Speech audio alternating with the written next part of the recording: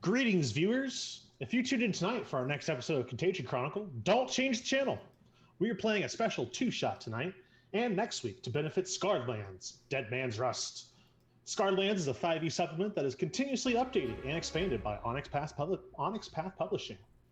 Here is a brief summary of the world your heroes enter when they undertake an adventure in Scarn. Welcome to a broken world, a place where mortals try to eke out a simple existence within these scarred lands. Not long ago, the gods and titans clashed in a war that rippled the earth asunder.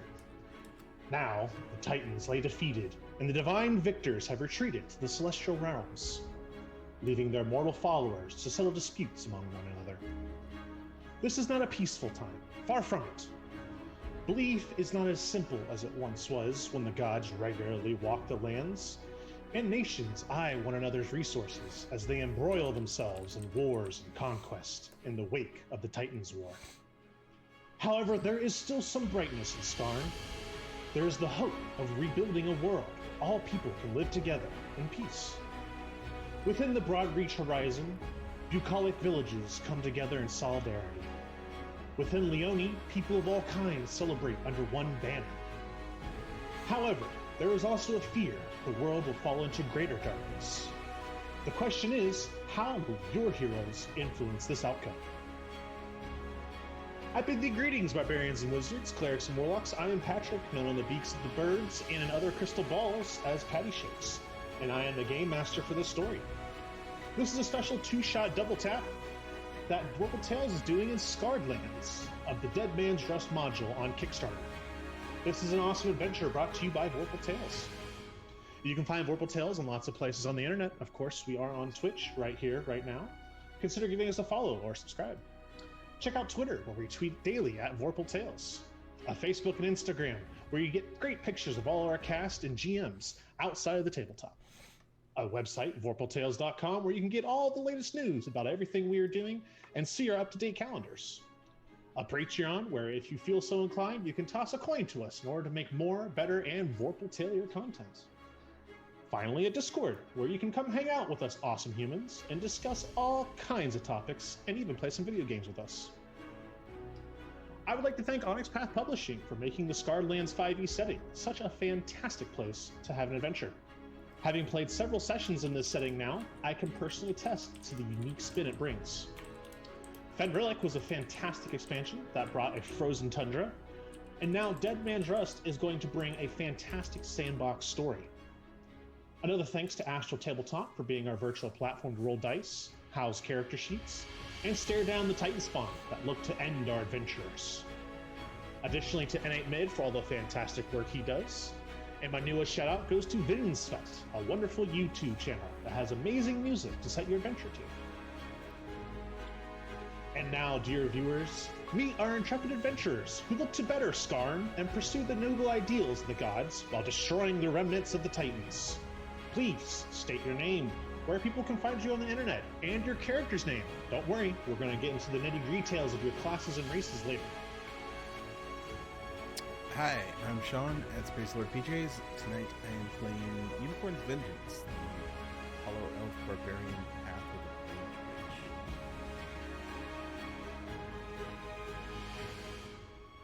I'm Eldritch Echoes online, and I will be playing Rathiel Voidcaller.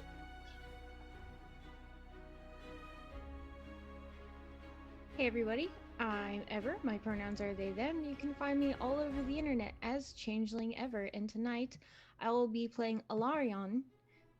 Oh, I think I said that wrong, but that's okay. I'll figure out how to pronounce it along the way. A Broadreach elf, which I'm pretty excited to play, and their pronouns are they, them.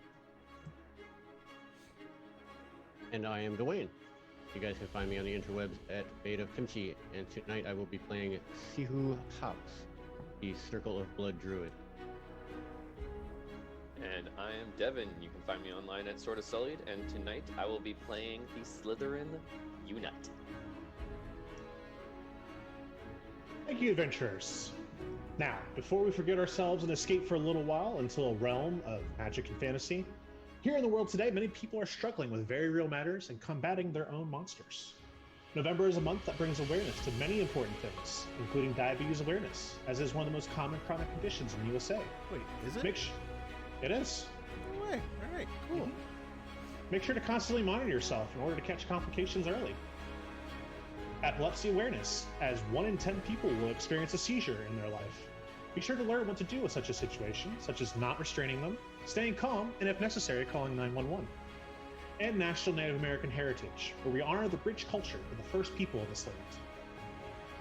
The very important Black Lives Matter movement is also still going on. This is the most important period in time we are living in, and we ask that you educate yourselves on topics you may be ignorant to, and work with your fellow humans to better the world. Remember, things are only impossible until they are not.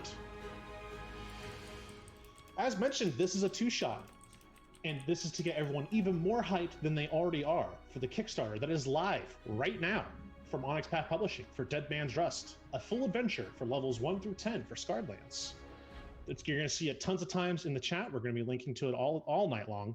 And just an update right now, it's already at 11,700 of its 15,000 goals. So, and that's just within the first couple of days. We still have another 28 days to go. So get out there, go ahead and support Onyx Path Publishing and Scarredlands so you can get this amazing adventure.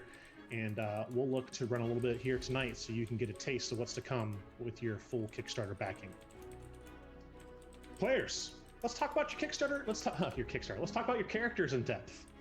Right now, we're only focusing on mechanics abilities so much. There will be a chance for you to talk about your character's appearance a little bit later. We'll start with the same order. So, Sean, tell us about your character you're playing tonight. So just the whole thing, like. So your race and maybe a little bit of their history in Skarn.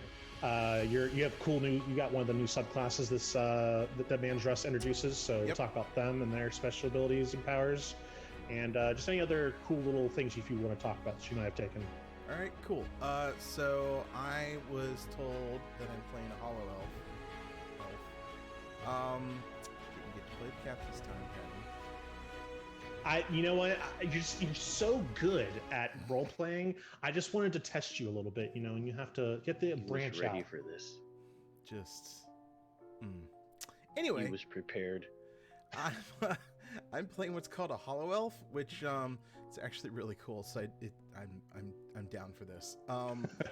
So there's a group of elves that are trying to protect their forest, and they started running out of people, so they're just like, let's just cram their spirits into armor and make them fight. And so basically a hollow elf is a elf spirit that's been bound to armor, and that's awesome because it's apparently awful for them. And they don't have a lot of their memories and things like that. They're just sort of created to go to war, and that's fun. I remembered that I loved barbarians in Dungeons and Dragons type stuff. So this one, or Dead Man's Rust, actually added one of my favorite classes, which is basically the old school Rage Mage, where you can rage and cast spells at the same time, which is awesome. So he's a barbarian at his core, and when he rages, he can still do the barbarian rage stuff, but he can also cast spells in the middle of all that. So I hit you with an axe and strike you with Moonbeam, and that's fun.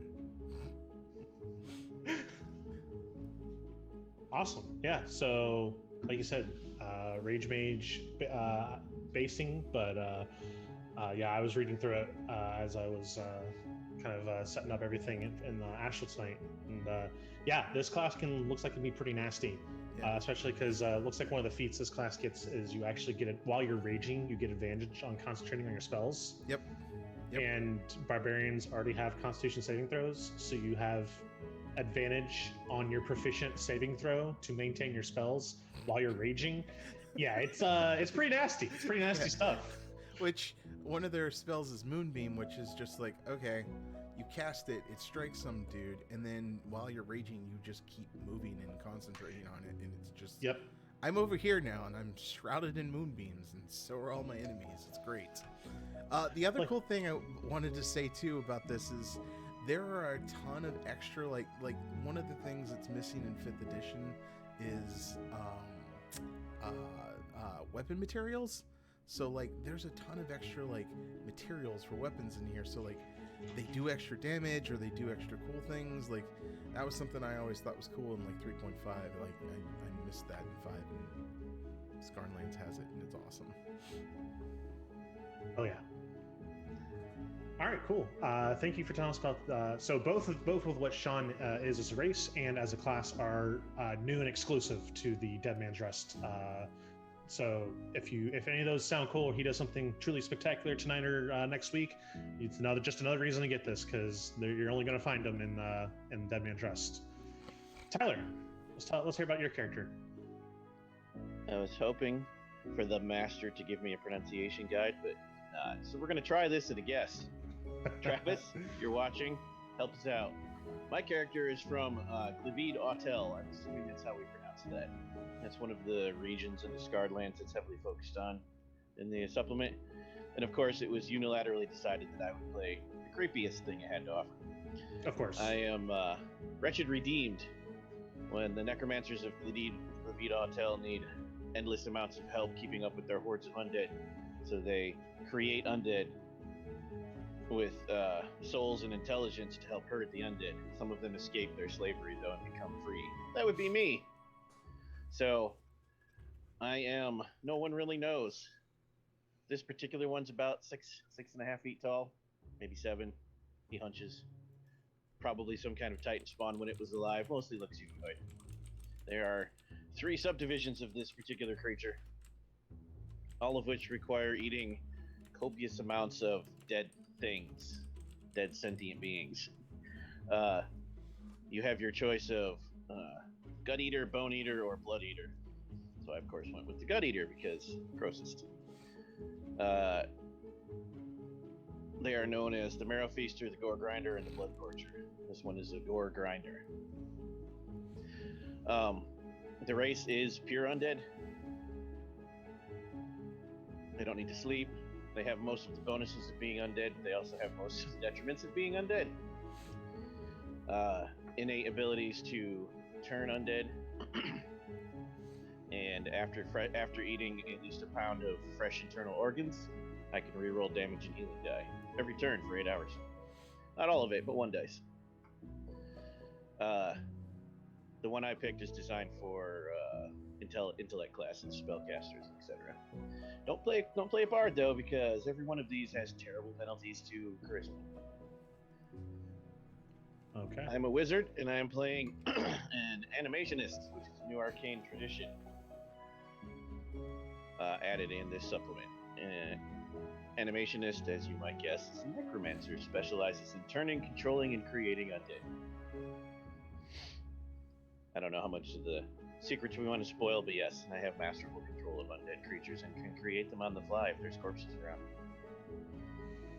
So for all you summoners who envision your ultimate necromancer getting the ability to control hordes and armies of undead, this is the arcane tradition for you. Even more so than necromancer in standard 5e is. I have been informed it is Galibid. Ah, okay. Galibid Hotel. So we were saying it in our Discord chat, but just so everyone can truly appreciate, Tyler, would you say that your race would be the assistant to the regional manager of Undead? If the necromancer is the manager. Regional manager. Assistant to, yes, assistant to. And I need to ask Sean's character a question. What is it you say you do here? I take... Because we're considering downsizing and upsizing the army. I take the swords to the enemies and put the swords in the enemies. You see? So Seems I feel valuable. I feel that you would fit in nicely in our frontline artillery. right. Well, no, I don't throw the swords. I put the swords in the enemies. No, we're gonna throw you at the enemy. So once you're dead, it doesn't hurt when you land. I believe that's an OSHA violation, but I'll need to check. I need my union rep. My undead union. I'm Unite, your local union rep. Oh god. Nope. Don't have any of those. I really want to know that. Yeah. Wow. Okay. I'm sorry to let you know, as your union rep, I have no ability to help you here. Okay, then I'd like an extra day off. Then that's okay. You can get a day off when you're dead. Or maybe some flex time. All right, Ever. Tell us about your race. Once again, Tyler's race and class are also both exclusive to Dead Man Dress. So it's 2 for 2. We've got, if you see anything of those two do that you think are super awesome, can't do it unless you back Dead Man Dress. So get out there and support the Kickstarter. Ever. Oh gosh, I don't know what to do with these people. Well, so I've decided to add the R to the name, so it is now Alarion. Well, I am a broad reach elf, which is pretty cool. I of course am not all too familiar with SCARREDLANDS. However, I really like what I've played so far. Basically, we are very similar to the Genjus. They are wood elves that live in this universe. Is that the proper term for something like this? Universe probably works. I would say world. Right. Okay. Cool. Either or. They typically have earthy brown skin, very bright tattoos, hence the face paint today, and they're very skilled with the land. They made ancient alliances with the wood dwarves. They've got new traditions and heritage that others might call non-elvish, but everyone lives life different. That's just how we roll. They do have a very stern facade and affinity for smithing, so picture Artemios from Conan, my other character, very just like stoic. The Hornsaw's aberrant influence has both... Sorry, I rearranged my words with my eyeballs. The aberrant influence of Hornsaw has had influence... Yeah. Can someone please, replace my mouth with another mouth? That'd be great. Poisons in Twilight Woods can't catch Broadreach elves unaware. Despite the danger of their home, the Broadreach elves thrive, deftly navigating the shadowy domain of the monster-infested Hornsaw Forest. So basically, try and sneak up on me. No bueno. Broadreach elf may be a skilled hunter, a slave merchant, or diplomat, so they're very, very versatile. My character is going to be a ranger of sorts. The actual term is Lelandeli Archer. I probably am pronouncing that wrong, so Travis, feel free to kick my butt. And I am excited to tell you about my weapon, but I'm going to continue telling you about Broadreach elves. I like it. Unlike other elves of Gelspad, Broadreach elves have been terrorized with nightmares since binding themselves to the Hornsaw Forest. Also, why I decided to depict that with the blackout contacts, figured it'd be kind of a nice, a little bit of a darker type of character. The dreams plague even the youngest among their population and often lead to long-term trauma. Alright, who wrote about me? However, they can also have the unexpected benefit of allowing the Broadreach elves to peer into the past, present, or future in order to glean some insight, however ambiguous, on the Hornsaw's health. If interpreted accurately, events may be prevented or even reversed, and the Hornsaw rewards the clever. Wow, sorry about that. It's not the contacts, it's just my mouth. So we've got traits based on the Hornsaw's twisted landscape, which is pretty cool, and our alliance with the wood dwarves. In addition to the traits common to all elves, we gain a few different things, like the constitution score increases by 1, keen senses, which is proficiency and perception skill with advantage on nature and survival checks, while within the borders of the forest. So we'll see how that works out outside of it if we venture. Silver blood, resistant to poison and have advantage on saving throws to resist the poison condition, which I personally like that very much. Dark vision, broad reach elves can live by night as easily as by day. Can see in dim light within 30 feet of you as if it were bright light, and in darkness as if it were dim light. Learned a few tricks, which is have a long friendship with the wood dwarves and even taken on some of their characteristics, the darker skin, the tattoos.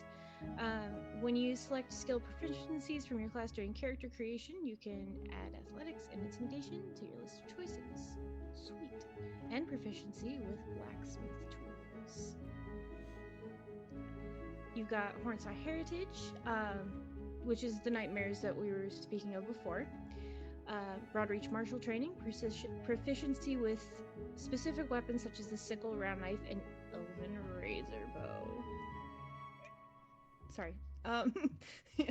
You can speak Elvish and one other language that's spoken within the Hornsaw Forest.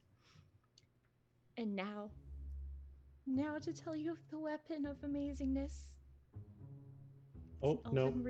No! I'm going to cut you. Nope, cutting you off because I'm going to let you describe that when you describe your character. Dang it. I know. Can I tell you what it does? Of course, you can tell us what it does. Yes. It is both a bow and can be wielded as a magic scimitar.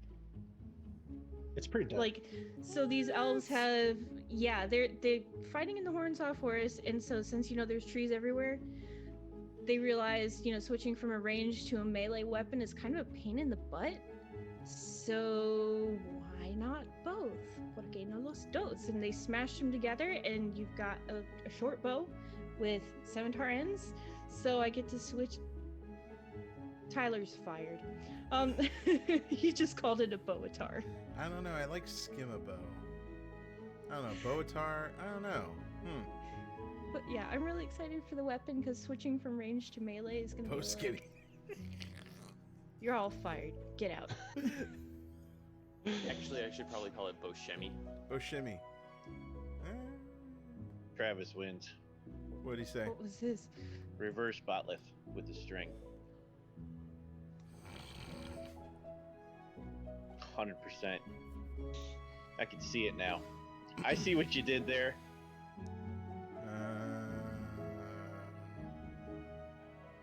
I see 100%. Yes. Perfect. Well, that bow and the race that Ever is playing are both only in Dead Man's Rust. So if you want a reverse batleth, you gotta support the Kickstarter. Thank you. Yes. So it sounds like an awesome race, awesome class. It's funny you mentioned Hornstar Forest so much. There's, like I said, this expansion is a huge sandbox with a bunch of different locations. It just happened to be, though, that I picked the Hornsaw Forest as where your adventure will be taking place. So Ever's character may or may not be MVP of your group. Dwayne, why don't we hear a little about your character? My character. So I will be playing a Manticora Circle of Blood Druid. Now, the Manticora is from SCARREDLANDS in the base SCARREDLANDS book. However, the Circle of Blood is a new circle in the Yugman's Guide to Gelspad. And it pretty much allows me to cut myself to increase the power of my spells. And at later levels, I can point at someone and say, you know what? You cut yourself and make my spell more powerful.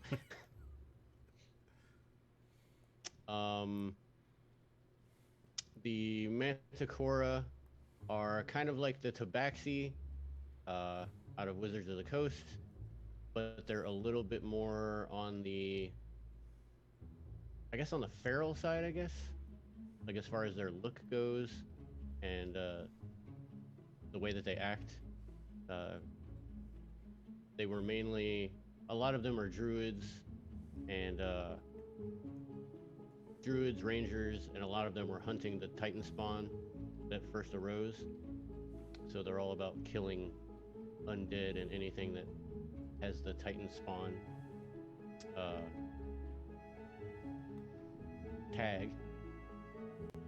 And having said that, Circle of Blood allows me to, when I use my wild shape, any creature that has the Titan spawn tag, I can turn into right now up to CR2. So you're gonna see a lot of changing into really weird things. Forget dire wolves and bears. We're gonna be changing into charfiends and night hounds. Best way to hunt your enemies, become your enemy, right? Exactly. Exactly. All right, that sounds pretty dope. Yeah, like you said, Manticore. I just from the that's the other thing about Scarlet. There's a lot of really cool art in it on all their books. The Manticore art makes me think that they're more like lion or like more big cat, as opposed to where like Tabaxi and 5e seems like they kind of have like the playful like house cat vibe, or like, you know, Yeah, they're like more that. they're more Tabaxi are more feline, where Manticora are like thundercats. Yeah, I was You just can gonna see say one- Lion-O. You can see I one like dying it. horribly on our overlay right now. He did not But yes. do well in that fight with that unicorn. Huh. Oh, that would not be a unicorn. That would be one of the horn saws. Ah, Yes. whatever it is, he should have seen it coming. Yeah. Wait. The Hornsaw forest is full of hornsaws? Oh yeah. Horn saw. So just a little bit of history of Scarredlands and Deadman's Rest. Horn saws are basically what's left of unicorns after the disaster that was the Titans War. They were kind of warped, and just through propagation and things like that, the horn saw has become more established than the unicorn. And they're kind of these they're not like out to just go on murderous rampages all the time, but they're definitely not as kindly and gentle and friendly as your normal unicorn.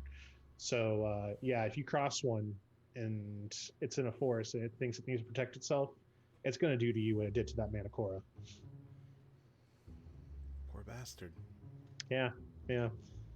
Imagine mistaking one of those for, oh look, it's a little, and now I'm impaled on the horn and I'm going to die. All right, thank you, Dwayne. That was a great knowledge about your character. Looking forward to seeing it in action. Making people bleed to feel your power is always fun. And last but not least, Devin, tell us a little bit about your race and your character. So my race is Slytherin, and unlike everyone would assume based on the name, it's actually a type of rat person. So my race was actually created by the Titans to be effectively assisting them in their war. But because one, they lost, and two, the Slytherin just evolved rapidly. So within about 50 years or so, they actually started, developing like mental cognitive function and being more, sentient than just ravenous beasts. And once the Titans lost, they just kind of, oh, well, cool. So how can we integrate into society again? Okay, cool. And they basically just started integrating rapidly into everything. Not really caring so much for the religious aspect of things, like who won, because they're still just getting into this thing. Like, society is still kind of new to our people. And they basically are like smaller humanoids. Just, I suddenly forgot the name of Teenage Mutant Ninja Turtles. Yeah, I'm bad. Splinter? Splinter, yeah, they're basically kind of like Splinter in that aspect. But really great for being a rogue, but that might just be my own personal, penchant for them. Bias. I don't know what you're talking about. But because they're rodents, basically, they get an up con score. They have dark vision. They have climb speed as well as a run speed, and they get bonuses, advantage on basically dex rolls for fitting in small spaces and escaping bindings, yeah. My class, on the other hand, is a wizard with the arcane tradition of Prodigalist, which basically is I'd rather not focus so much on my spells, but my familiars. So you can actually spellcast through your familiars, as well as you get up to your proficiency bonus in familiars to summon, which becomes free. And later on, you get this awesome power where you basically get all those extra perks. You can get them all of what your summons have for a minute. So basically, if you broad spectrum yourself, you can superpower yourself for a minute. And the prestige class I have, which is also from SCARREDLANDS, is the Tattoo Adept, which it's one of those ones where you basically can ink yourself and give yourself special abilities. Like, one of the first things you get is a dancing ink, which says up to or one level below your highest spellcasting modifier or spellcasting level, you can imbue into one of your tattoos that spell and cast it X number of times, depending on what your spellcasting modifier is, a day, as bonus spells, basically. And that basically covers it. It's pretty cool stuff.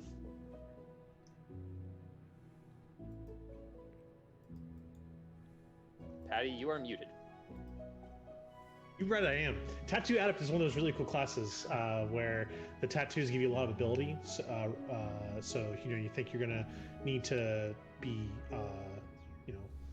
if you need the high ranges of skills, you need to be more utility as opposed to combat. You can kind of store a bunch of uses of things like fly or freedom of movement or fog cloud or things, combat shaping.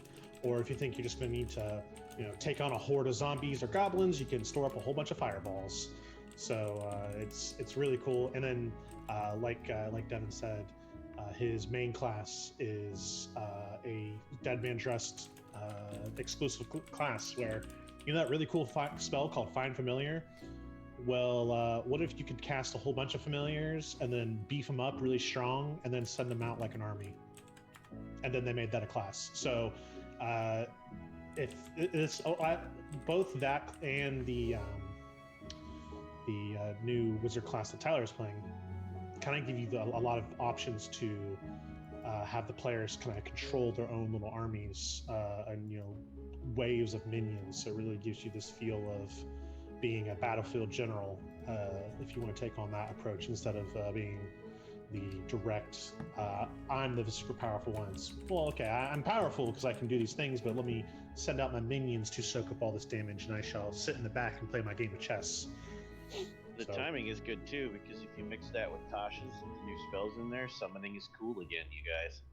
Yes, Tasha's Cauldron and everything did just release a whole bunch of summon beasts, summon elementals, summon fiends, summon fae, summon celestial, summon XYZ. So there's a whole lot of kind of cross-pollinating you can do between that and SCARREDLANDS and with different classes, and especially with Tattoo Adept, you add that to any spellcasting class you already have, and you've got a whole bunch of spells and a whole lot of minions to control, and a DM with a big old headache trying to keep track of initiative order. But yeah, so that is all the classes and races we're playing tonight. Like I said, almost every character has at least something from the new expansion, so dig in. We're going to show you some cool stuff they're going to do, and without further ado, let's get into our story tonight. So this story is going to take place in Hornsaw Forest, which is the location the main storyline is going to take you to later in the adventure, around Chapter 3. The Hornsaw is without question one of the most dangerous expanses of woods in all of Gelspad. Its twisted creatures are rumored to originate from Mormo's heart, which is supposedly buried somewhere in the Forest of Blood, Mormo being one of the Titans from the old Titan War, and is believed that Titan could potentially be brought back to life. And there are many evil cults and people and societies within that deadly forest that look to bring the Titan back to life.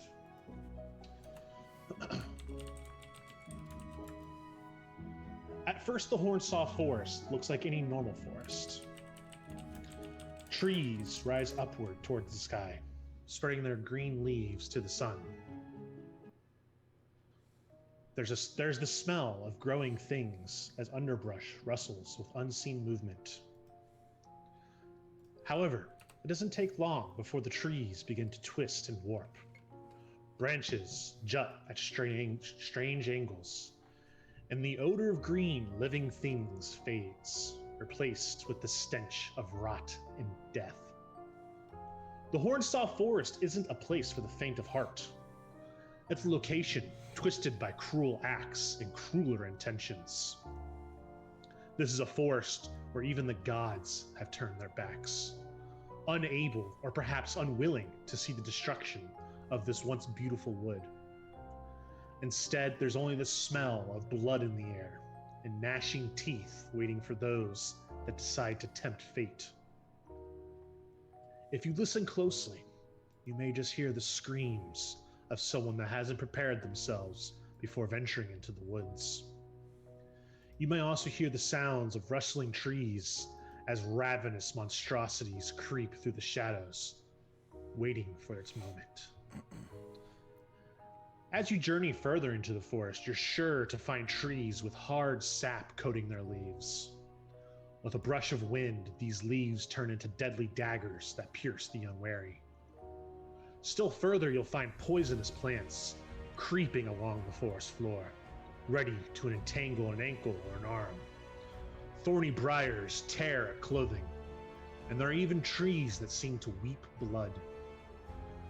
Those that know the forest well tell of carnivorous trees that entrap people in their branches, eventually absorbing them and weeping more sticky red sap.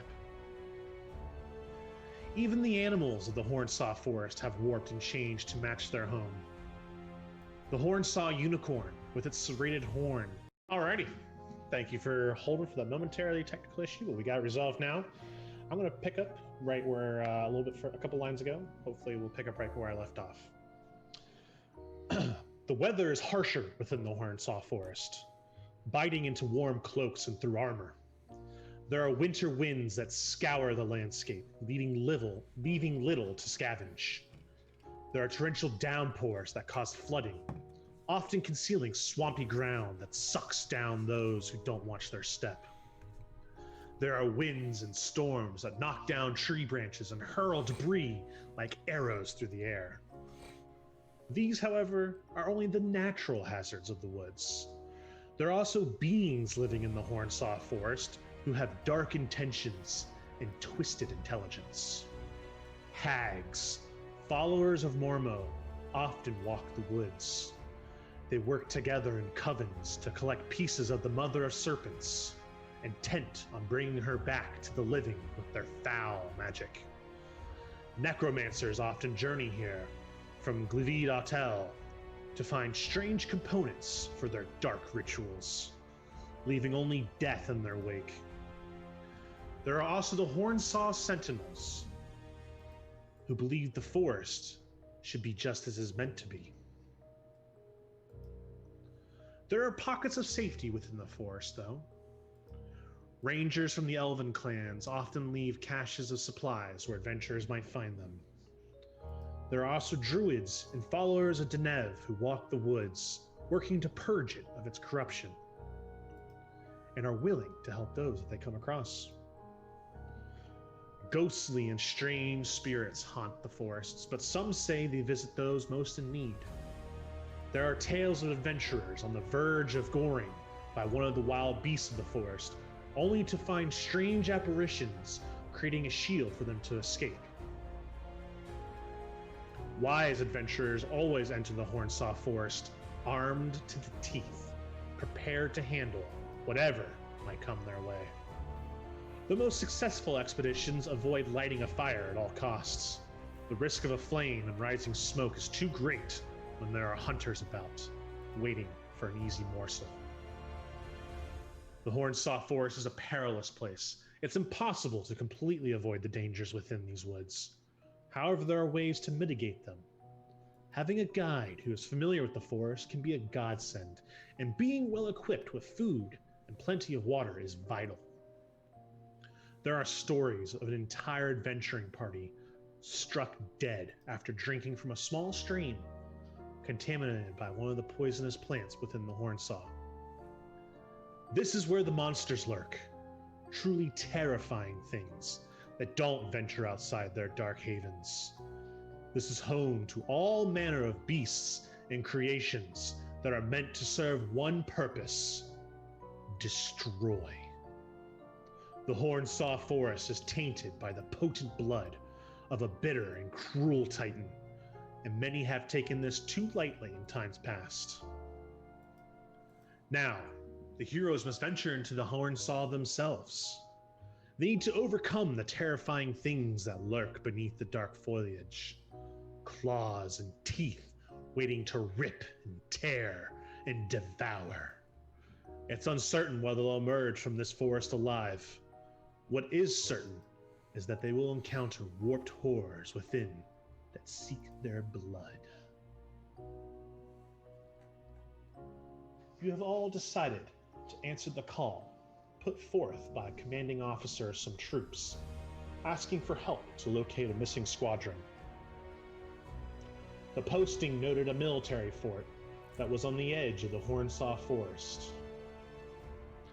It is wintertime. The wind bites. It lashes out, cold, unforgiving. Any piece of exposed skin is immediately set upon by the winds that feel like knives. However, snow only lightly falls. It is no by means blizzard conditions.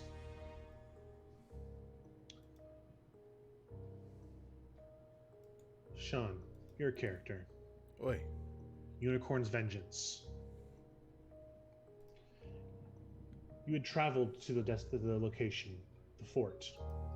A clearing opens up, surrounded by sparse vegetation. Clashing and ringing steel echoes through the space, and you can see several armed soldiers sparring with one another near a cook fire. Their ghostly blue faces are rigid with concentration, and you can see they're all Hollow Legionnaires. One of them pauses in their practice and looks over at you with hawk-like eyes. Her armor is full plate, with the symbol of the Gleaming Valley etched into the front. She sheathes her sword at her hip and strides forward, others of the group parting in her wake. She waves back at the others and speaks. Just because I stop sparring doesn't mean you get to. Excuse me. The other soldiers begin their practice again. You can see that she's smiling now, and she directs her attention towards you. Welcome to our encampment. I'm known as the Centurion, and these are my soldiers. Well, some of them. The others have gone missing after speaking with the clans. I assume that you're here because you heard that we're looking for scouts to hire? Yes. Good. It's, well, I've had a lot of commands before, and this is the most wrong any of them has ever gone. I sent a squad to go deep into the forest. I didn't like it, but those were our orders. We needed to talk to the clans, get everyone on the same page, make sure that alliances would be renewed for the coming seasons, and everyone was prepared for the winter. There's not a lot of good to outweigh the evil in this forest, and it's important that all the clans stick together. Well, they never reported back. So I sent a second squad to check on them. And they haven't reported back either.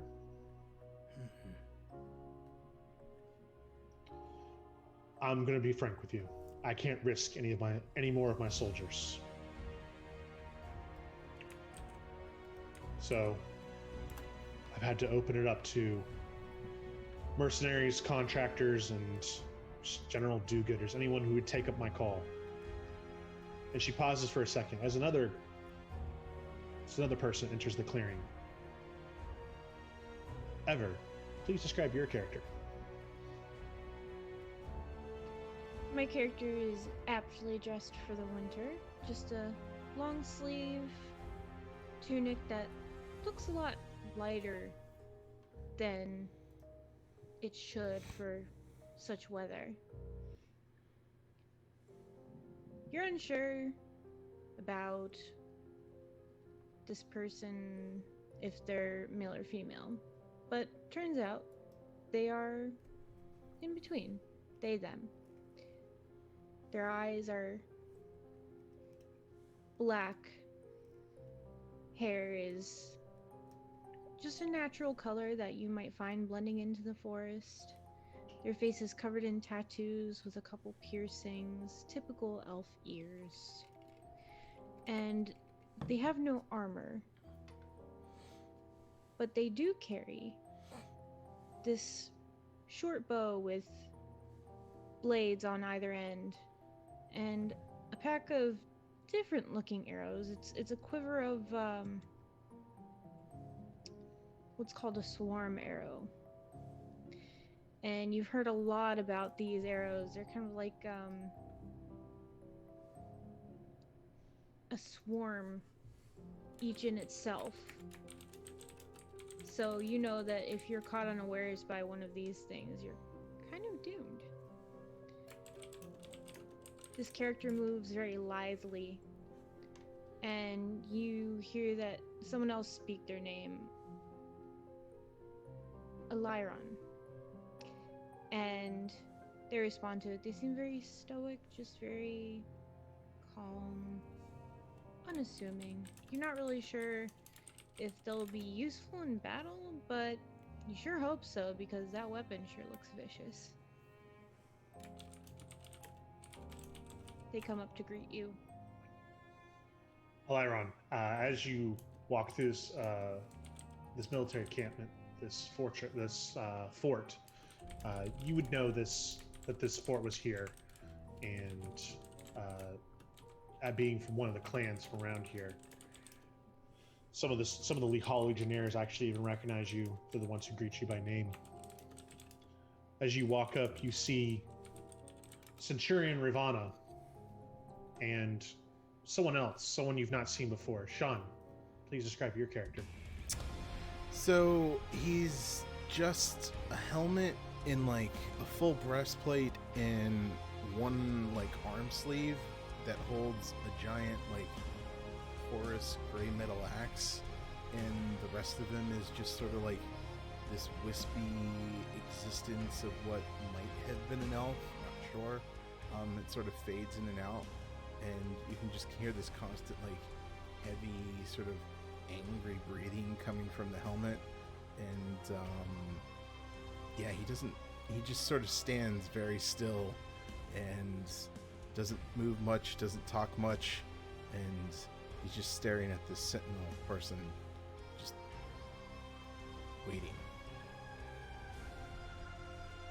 So you almost confuse this other being for another Hollow Legionnaire, and but you see that the Centurion clearly is regarding this person as someone new. Centurion Ravana does greet you though as friend. Ah, good. I was hoping you'd receive our call, Arian. I was just informing. I'm sorry, I didn't catch your name. Looking at you, Sean. Unicorn's Vengeance. Just informing Unicorn's Vengeance of our predicament. Of course, you know, your clan would have. We cleared it with all the clans. Which, remind me again, which clan are you part of? Was it Holly or Hazel, Raven, maybe. Unicorn. Out of character? Oh. No, not you. She's not talking to you, Unicorn. I was Out really There hoping is- it was. There is a Unicorn clan, but she's not talking to you. Out of character, I did not assign one, so Ah, okay. Well, there are a ton.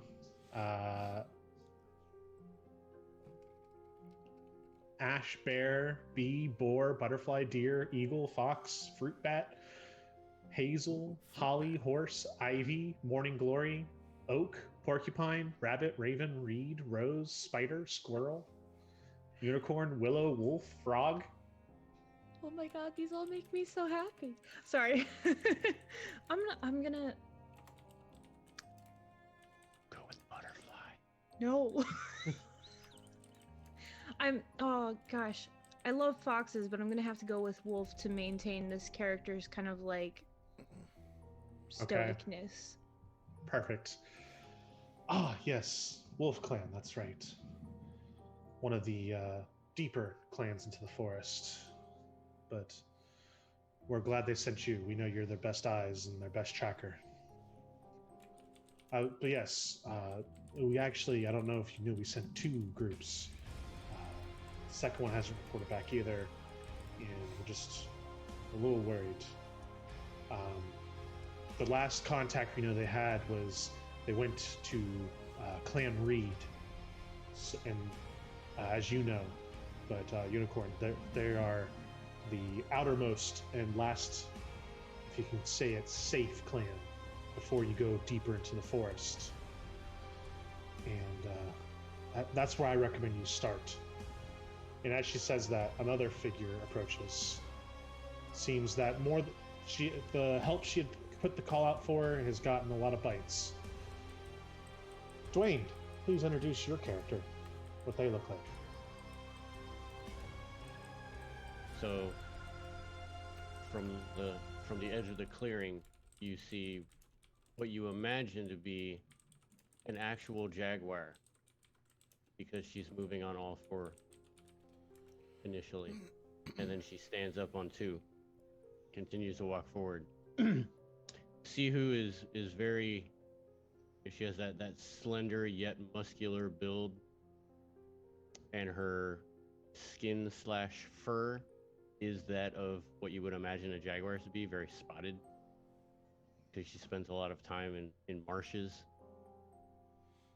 Her mane is done up into braids, 5 of them going down the back. She's carrying 2 claw gauntlets, 1 on each side of her belt, which you will find out that she's not going to use. They're more ceremonial than anything. She carries a wooden shield on her back.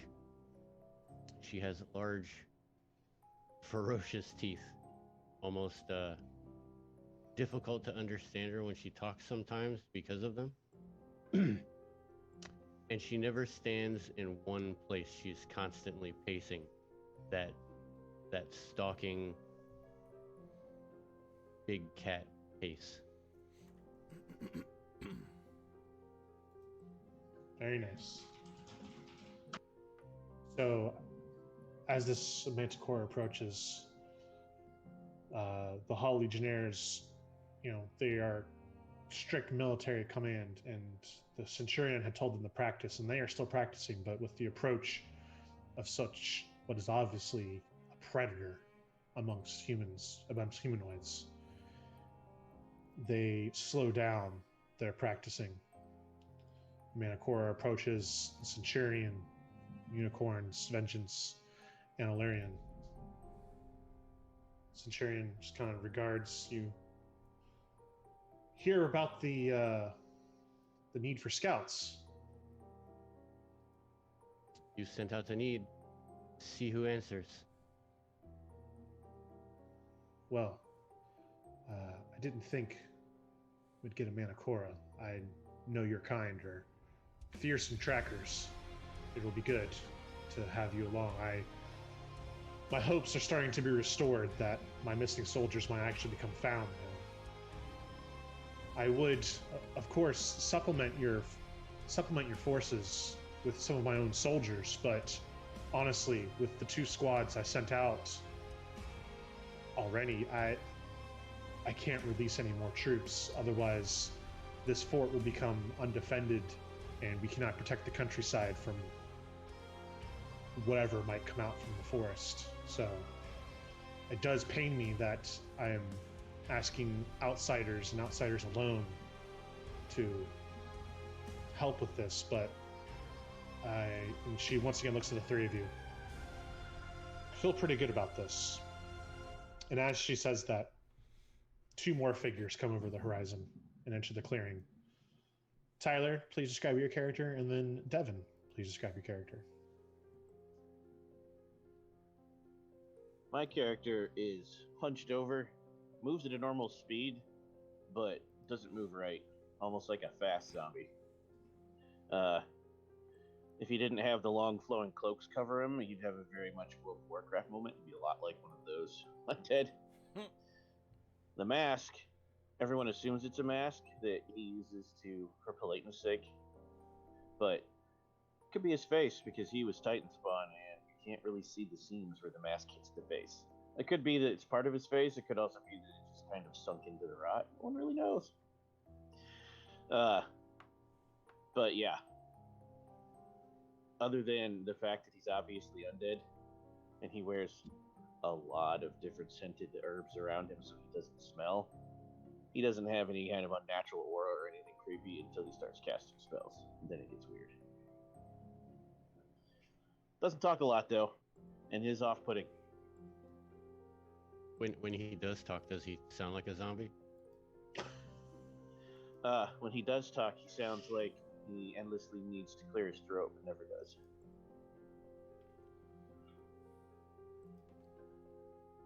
And Unit comes in wearing a robe that, even though it's got the nice hold in the back, you can see his tail fluttering through it, and he just kind of slowly scurries along up, and he says, "You not here as you need help." Yes, really, I was just telling what looks to be the rest of your party. I'm hoping that you all will work together. The forest is a dangerous place, and I know most of you are probably very individual people, but tactically wise, I cannot recommend that you try to do this separately. But yes, I was just telling them about my 2 squads that went missing. I recommend you start by going to Clan Reed. I would warn you, however, that the intel we've been getting back from the forest and about the forest is that, if possible, it seems to be even more cursed than usual. The usual benign wildlife that you can find seems to have gone missing. Parts of the forest are eerily quiet, almost as if something has hunted everything, both the prey and predators within the forest. There's rumor that the hags are walking with much more purpose and much more confidence through the forest, coming closer and closer to the clans, coming closer and closer to the edges of the forest. There's rumors that there's a dragon that seems to move like a shadow, as if it could blend into the trees, and it takes out small groups and scouting parties, 3 or 4 people at a time. No one ever sees it coming, and it leaves naught but the arms and armament of those it takes. And lastly, the spider pits. They have grown too large and too quickly. Before, what was just horror that you would find if you somehow made it to the heart of the forest has seemed to seep out. And my scouts have been finding spider pits closer to the edges as well. I don't know what it is, but it seems that there's an imbalance of power now in the forest. Things are running unchecked. Before, evil checked evil, and good checked whatever made out of that. But now it seems as if something of the evil has just grown too powerful for the rest of it, made some sort of ally, and has now made the forest theirs and theirs alone. I worry that even with my fort at full strength, if something were to try to push past us, that we wouldn't be able to stop it. So I ask that not only do you try to find my scouts, but if you can find any mention of what is truly happening, not just rumors, that would be appreciative as well. You have no need to worry. It seems as if we have a varied amount of skill here. Once again, she looks at all of you, and she pauses for a moment on the two magic users, her being a Hollow Legionnaire. She knows of magic, knows of its powers, but still puts her trust in a sword. Looks at you two, but it still seems confident in the ability. Yes, and she's just like, another 10 or so minutes pass, no one else seems to be coming. Yes, if this is all that there's going, I still think you will meet with success. Just be careful. The denizens of the forest know it way better than, and she looks at you, Alarion, even you, even those of Clan Wolf. And she gives you guys kind of like a rough drawing of the area, just on the nothing inside the forest itself, just the kind of outskirts of it. And she's just like, and she points to a route on the map. This would be the easiest way to get to Clan Reed. Safe travels, and please find my men.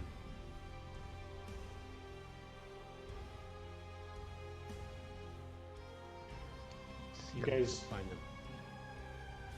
Guys, take your leave from her. Start making your way to Clan Reed via the map. With the map, and you are still outside the forest. It's relatively easy to travel. It does take a few hours to get there. And you notice that as your steps take you from thick forest to wetlands and marsh, reeds sway in the wind, and you can hear the rushing sound of the nearby Broadreach River. You see houses made of wood and reeds raised on stilts above the marsh. Before you can enter the settlement, you see a small group of Hollow Legionnaires. They set up a makeshift encampment using wood to build a platform of their own. One of them looks at you with very tired eyes. They slowly stand, their gold-washed chainmail glinting in the sun. You can see reeds inscribed on the leather portions of their armor, as well as a marsh orchid on one of their gauntlets. The Hollow Legionnaire nods to you before speaking. Welcome to Clan Reed. My name is Sergeant Telk. Are you travelers? We're seeking a messenger party that was sent. Has anyone come by?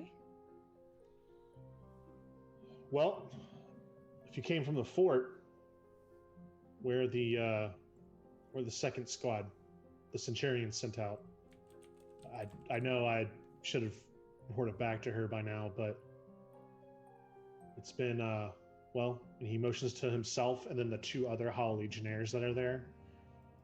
As you can see, I'm missing most of my squad. What happened? Well, Clan Reed's supposed to be the safest of the clans, if you can call anything near the Hornsaw safe. But we were attacked. It seems from any kind of gestures towards, you see now that behind him through the simple wall and gate of this settlement, that there is kind of a large fire going, and you see several bodies on it burning. We were attacked by what looks like to be members of the cult of Dar al-Anat. You might know them as the Sisterhood of Witches. And Alarion, you do know this. This is one of the very powerful groups of people that reside within the Hornsaw. And they are ruled by several very powerful hags and an arch. There's just very powerful magical people in charge of that cult. And then something unique. What's unique about them is that they only accept women into their cult, or anyone who identifies as a woman into their cult. Anyone who's male or identifies as male has a very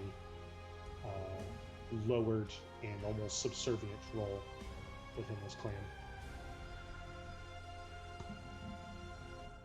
Yeah, we were attacked. A lot of the clan here took some heavy losses. My legionnaires, I lost a couple, but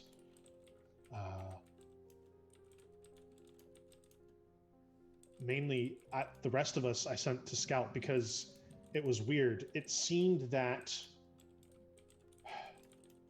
they weren't attacking out of aggression or an expansion of territory or trying to wipe out Clan Reed. It seemed as if they were running from something. Something was chasing them. In all of my years serving at the fort underneath the Centurion, I have never heard of the Sisterhood of Witches running from anything. So, of course, that unnerved me, but I knew I not only could not abandon the first squad that was sent, but I also needed to see what would have caused this behavior. It's been about a day now, and I haven't heard back. See who wants to know if you saw what was chasing them. No, nothing else attacked us. We thought maybe something would come out of the forest in the middle of our fight with them, and I held back some of my legionnaires and some of the clan just in case we would need reinforcements for whatever it was that was chasing them. But it seems whatever it may have been, or whatever effect they were under, it did not follow them out of the forest. And like I said, when I sent scouts in to see what it is, just collect. They were not supposed to go very far. They were supposed to come back first, and then we would travel as a group to find the first squad. They have not come back.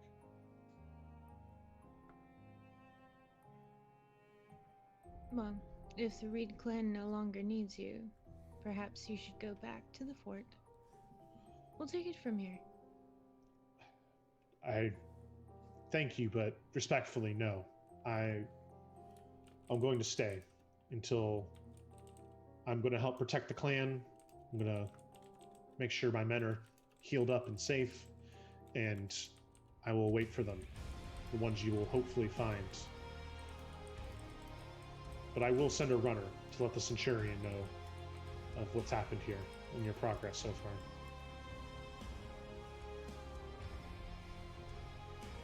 If there's anything, you will. Thank you. If there's anything that we can provide, please let me know. But I just hope you can find them in time, whatever's happened to them.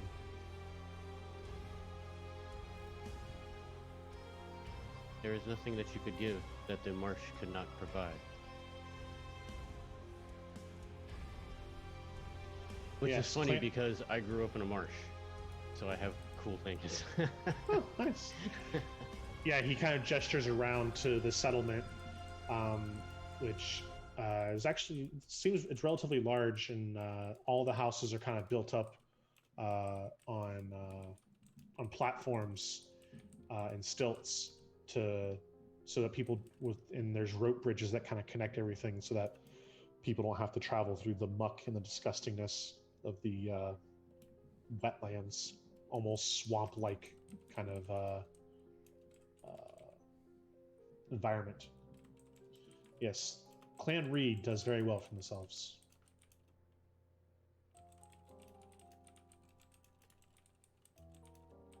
See who wants to know if anyone needs anything. I don't think so. I've checked in with most of the residents. If you want, and he points to one of the houses, you can check in with Pientos. she is one of the healers of the clan, and will be able to let you know if anyone is in desperate need or if there's anything that the clan requires.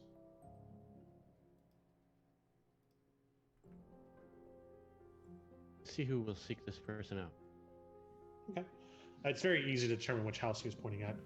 When you go in, you see several various humans and elves kind of laying in beds or leaned up against walls. The entries vary from looks to be touched by arcane fire or arcane poison, or some minor weapon wounds, some slashes. Someone's missing a hand. Looks like someone got stabbed in the chest. But you kind of look and you see various healers going around and applying arcane magics to heal. Looks like they kind of got a good handle on this, but you do see one woman, a human, who's kind of bustling around and seems to be shouting orders, and seems to be generally in charge of this area. She notices your large group kind of push in through the doors, and she's just like, "What are you? This is a wounded's room. What are you doing here?"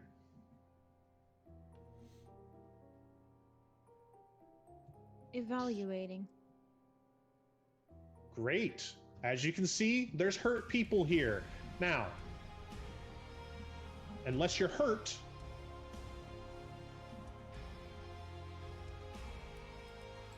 So See you who don't want will- help. Sorry. I mean, if there's help you can offer, go ahead and get your hands dirty. No one's stopping you. That guy over there's got a knife wound.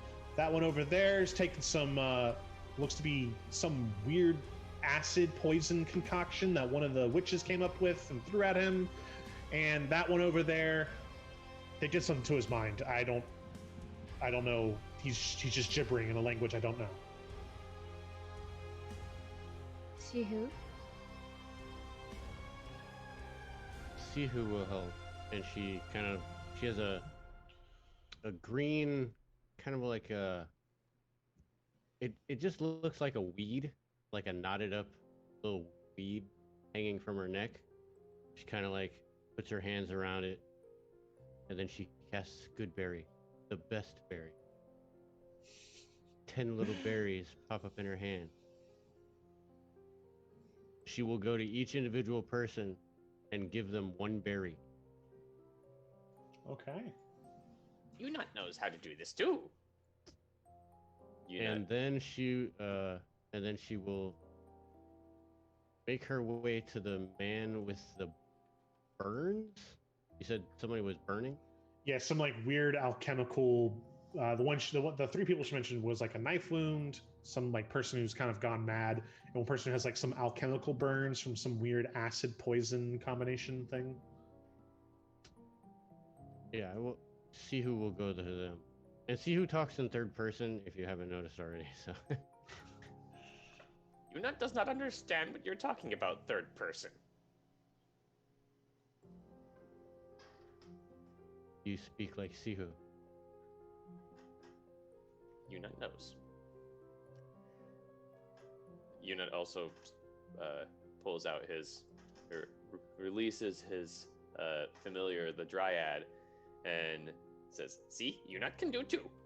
And Unut has the Dryad also make good berries. See, Unut good too.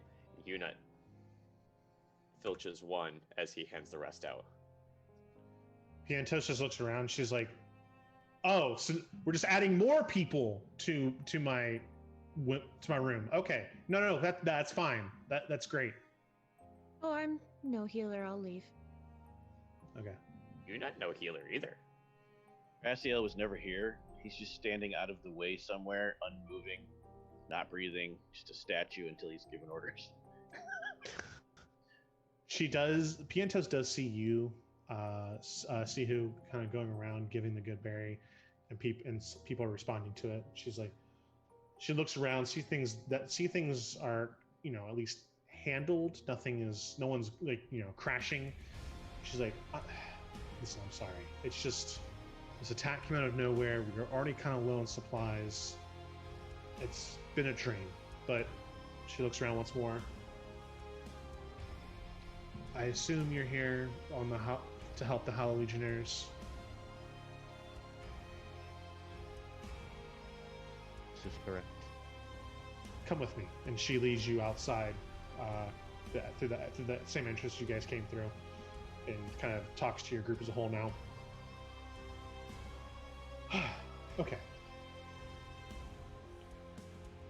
I didn't want to say anything to Sergeant Telk, because I don't want him to worry, and he's been a very good protector of the clan for a very long time.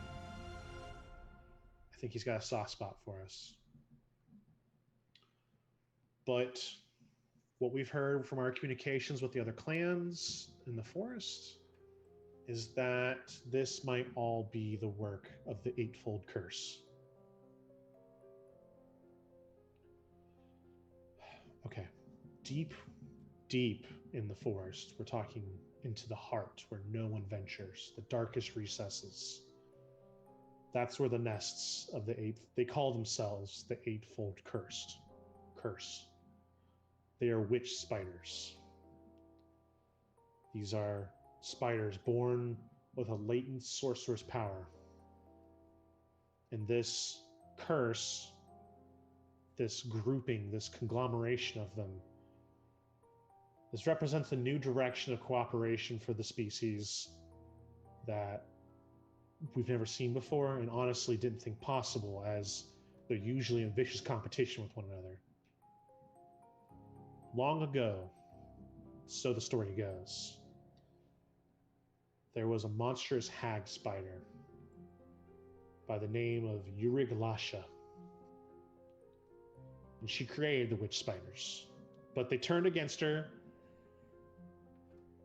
and now it seems that the witch spiders that basically held themselves in check due to infighting have set aside their differences and are allied. We've heard talkings of the three most powerful of them. Abrithlatha, the Spider Mother. Thryokala of the Boughs. And Imbria, the Fowl.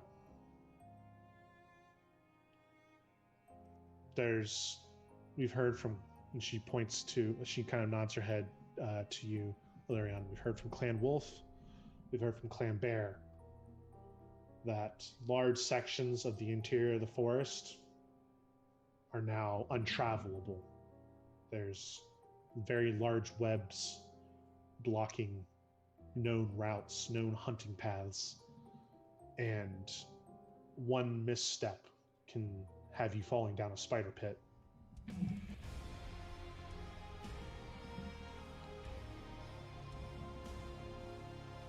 Just be careful out there. If anything could make the cult of Dar al-Onat run, it's them. You truly believe this? Yes. I have no evidence. Perhaps you'll find some out there, but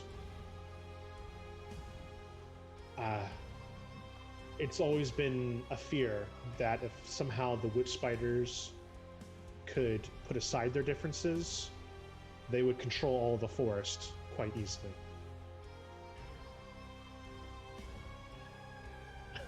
Out of character. We made far too many stoic, quiet types in this party. Yes.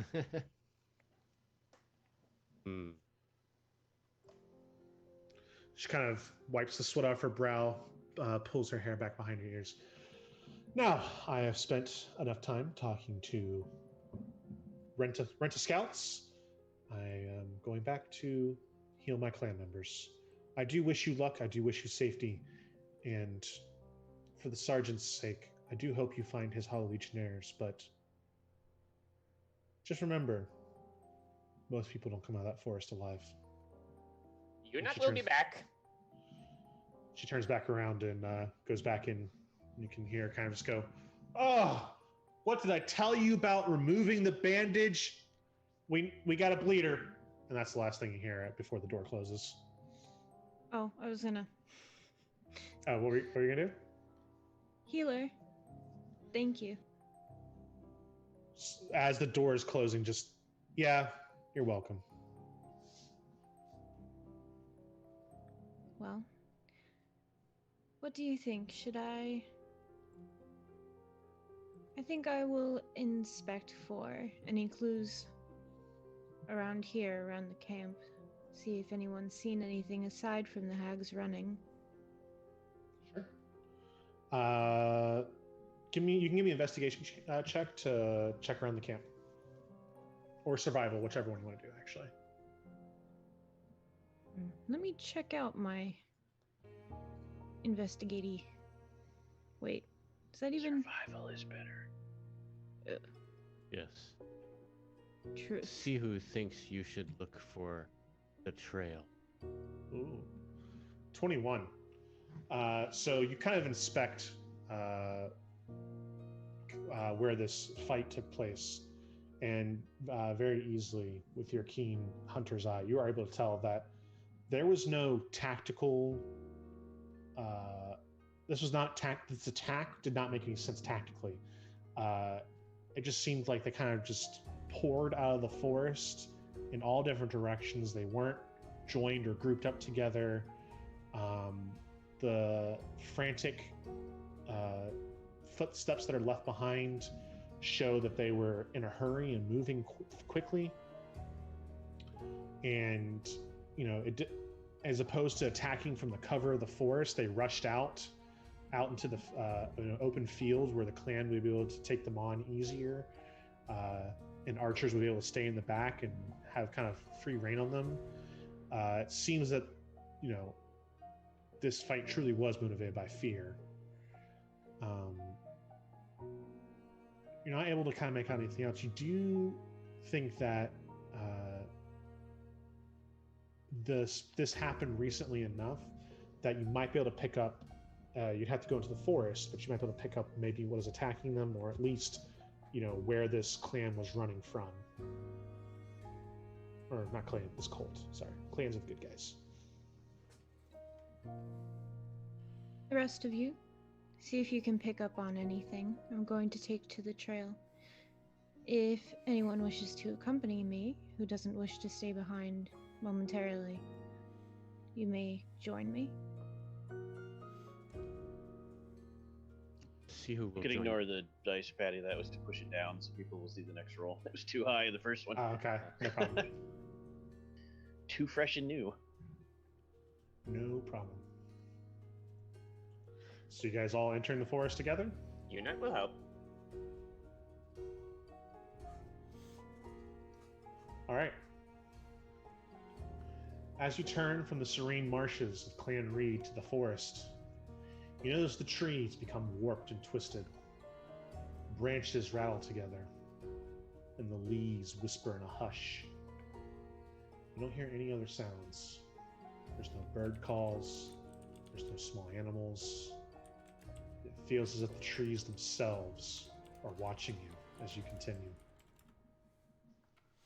Unit thinks this is perfect.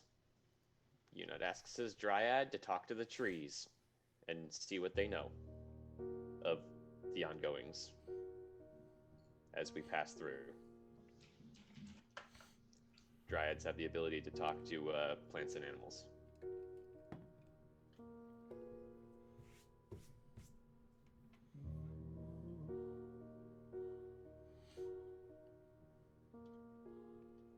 So your dryad communicates with the trees, and as it tries to, it can't. These trees are not normal, regular trees. They have, like most of this forest, most of the things in it, poisoned by the blood of Mormo long ago.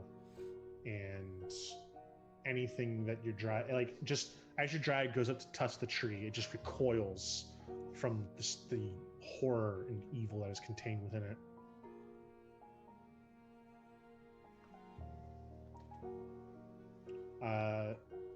Alarion, you might give me another survival check. Now that you are within the woods.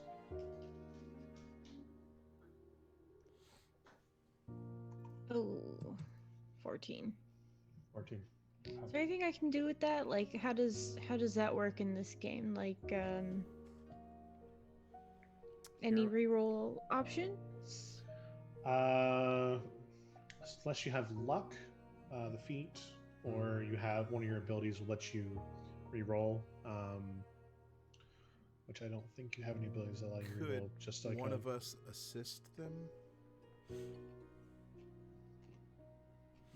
Or could you not What use if- investigation? It was survival. And just survival? Okay, darn.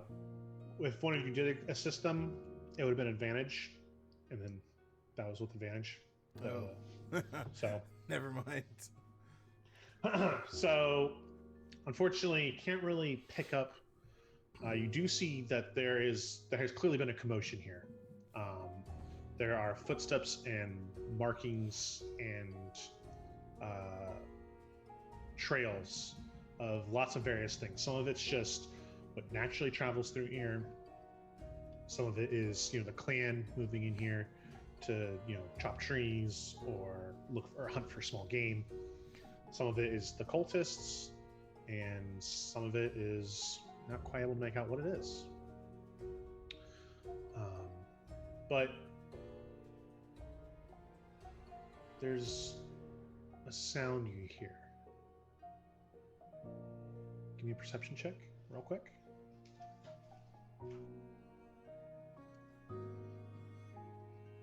Devin, did you touch my tablet? I rolled 14. Everybody, or just Yeah, everyone can give it to me. 23.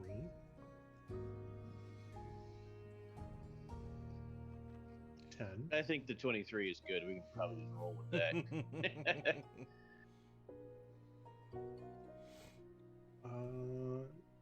Let me see it for me. Tyler, roll as well, please. Okay. 19. Unicorn's Vengeance and Raziel. You all hear twang. You hear the snap of a bowstring. The two of you may dive out of the way and get behind cover, but Alarian, as you're bent over looking at the trail, an arrow sinks into the kind of muddy ground right in front of you, right an inch away from your finger as you're kind of moving brush off the trail to kind of pick up what it is. There's silence after that arrow lands. Raziel doesn't dive out of the way. But you hear creaking and you think it's a tree branch until you realize it's neck tendons. And he's looking at whoever shot that where the sound came from. And he just points. Like a Grim Reaper. There are 4 elves. Well, what look to be elves. But 5 figures dressed in dark greens and browns with tattered cloaks that seem to emerge from the trees themselves. Twisted grins mar their faces, and their eyes gleam in the dim light. A manticora steps forward, and you can only tell it is one as she removes her hood. She smiles broadly before speaking. Welcome to the Hornsaw Forest. That was a warning shot. We're happy to fire a few more. What brings you here? I think I should warn you that I belong here. As do I. She looks you up and down. Long way from Clan Wolf. We're searching a scouting party.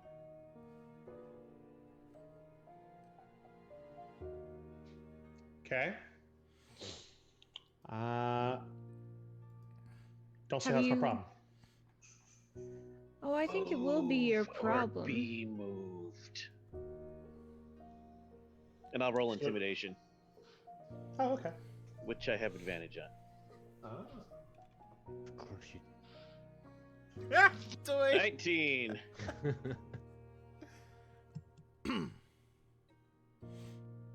Let's see.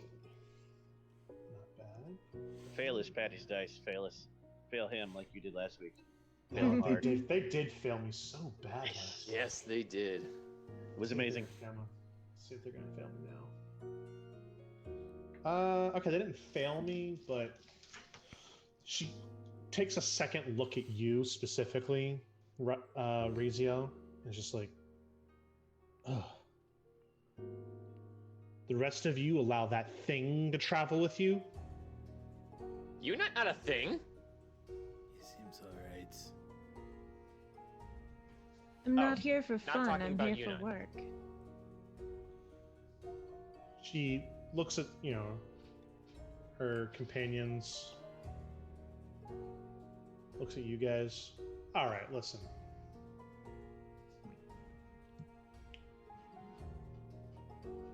Not looking to lose any of my friends here today. We're the sentinels of this forest. This is our forest. And we're here to make sure that nothing changes. Our forest, we like our forest the way it is. We think that it's perfect, but others disagree. The clans, those legionnaire bumbling fools, and the eightfold curse. Well, good, then I think you'll find us invaluable. We come to remove something that's lost. If you are the Sentinels, it's your fault that these hags are running away, is it not? We might be the sentinels, but we're not. There's not enough of us to take out any one of these groups.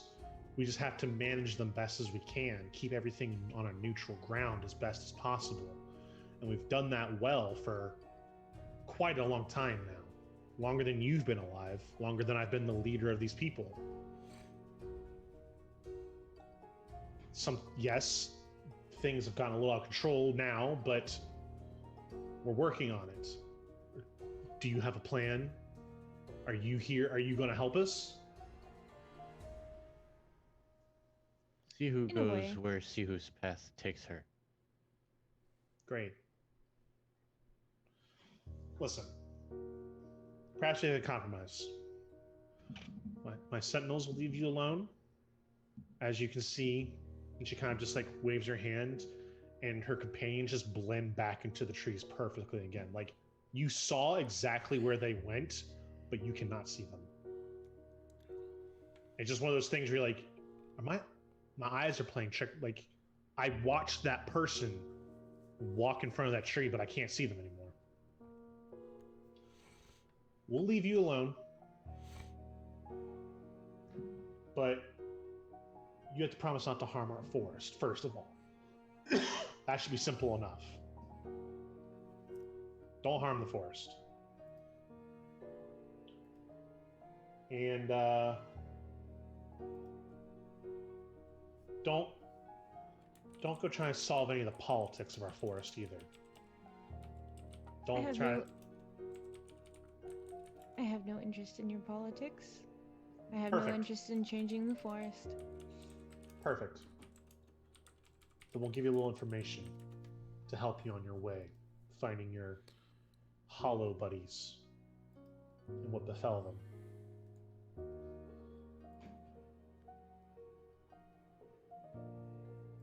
Victims of the eightfold curse? Yeah, just like any other spiders, they drain their victims of their fluids, but something's happening. They'll leave them the shells behind, and those corpses are getting back up and walking around undead. We put them down wherever we see them, but we don't get them all, and they're all amassing somewhere. We don't know where, we can't find them. Also, any of the constructs that any of the groups or the clans create, especially the ones made out of metal, they're rusting at supernatural speeds.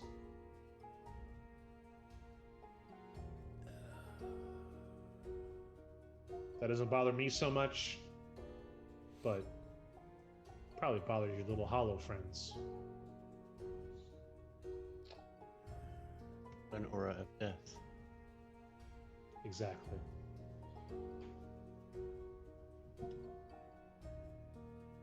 She points down one of the paths you had already kind of seen, Alaron.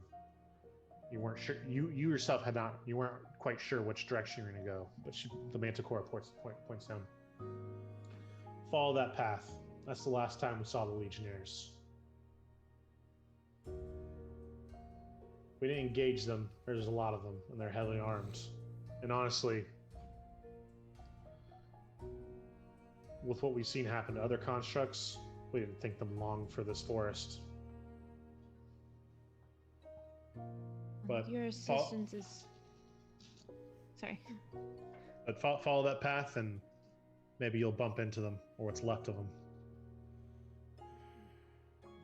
Your assistance, though reluctant, is appreciated. Just remember, we're watching you. And then she steps back into the tree as well, and she's gone. When Raziel walks past, he thinks to himself, I promised nothing.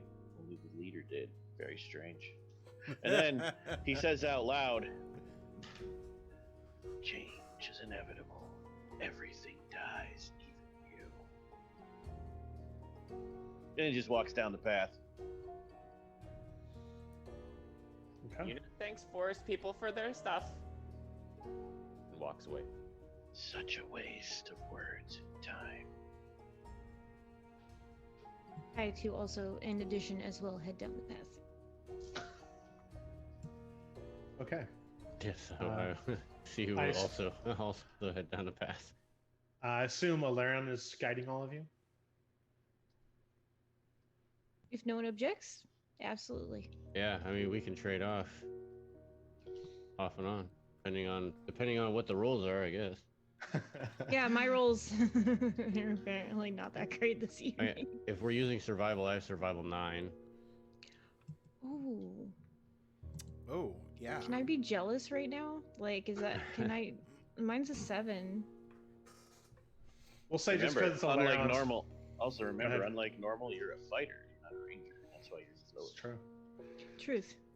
We will say, though, that since this is technically Alaron's home turf, you guys kind of defer to them for right now, but if they kind of lead you astray at all, perhaps see who can take over. I got this. I'm all right. about seeing the jaguar lady bouncing from tree to tree to try and find the way. It's great. Absolutely. All right, so speaking of which, let's see the first survival check to start guiding you down the path here. Gasp. Hey. A 20. Excellent. So you do not charge head first into your first hazard of your travel. Right in the middle of the path, and it's a large, kind of 100 foot by 100 foot.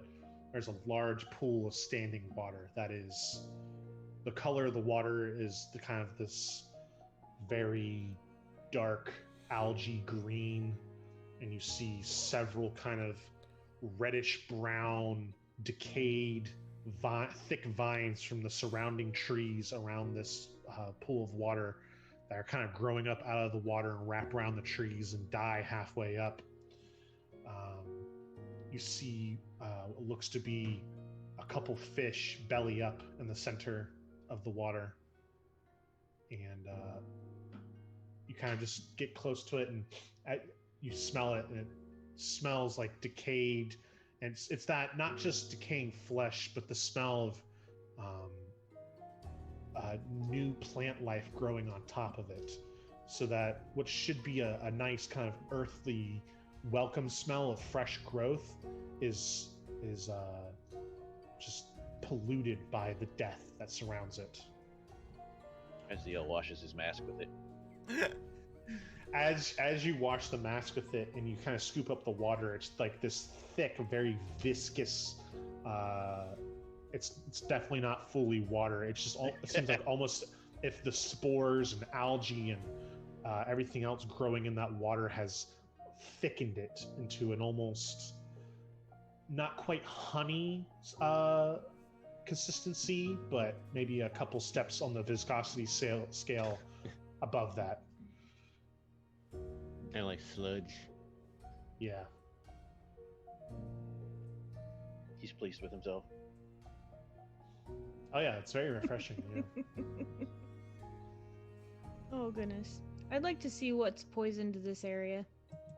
Sure. And if we should worry about it since we're just passing by. Give me a nature check.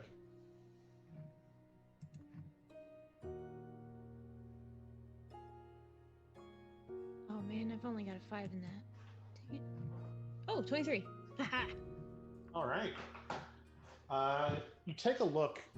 You don't see anything obviously growing from it. You do know that all kind of like the microbes and algae that's in the water seem benign. They're not poisonous. It's disgusting and nasty and smells, and is like very icky, but it is not dangerous or poisonous.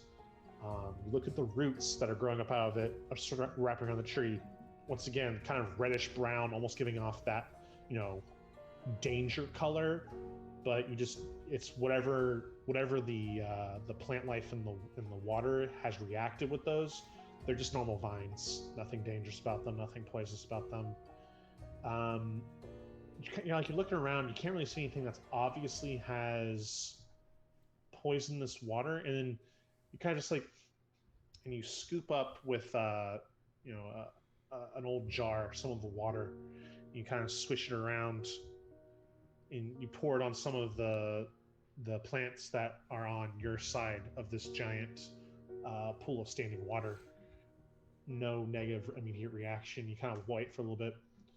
It seems like maybe this is just, as disgusting as it is, benign. That the water itself isn't dangerous. It's just a little stagnant. Just a little stagnant. And sticky. You'd get stuck in this. Potentially. It would take a little effort to get. It's not like, quicksand or something where if you go into it, you're going to die. But it would require a little bit of effort to get through. But it's not like it's going to drag you down to the bottom.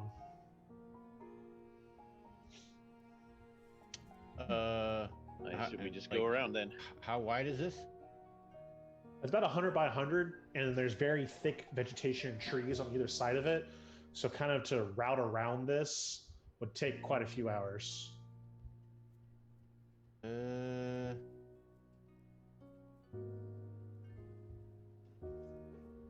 I cast Tensor's floating disc as a ritual and carry us across one at a time.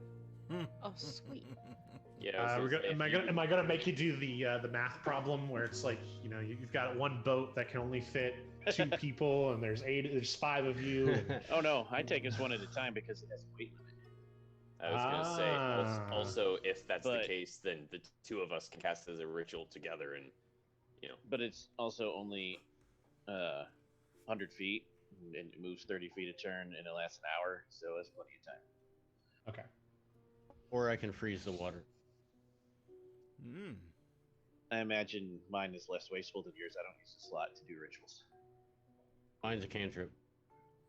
Well, I feel like yours won't cover 100 feet. Yeah, I don't know if you're gonna be able to freeze that much water with a cantrip. No, yeah, it's not that much water, but I can do 10 feet at a time.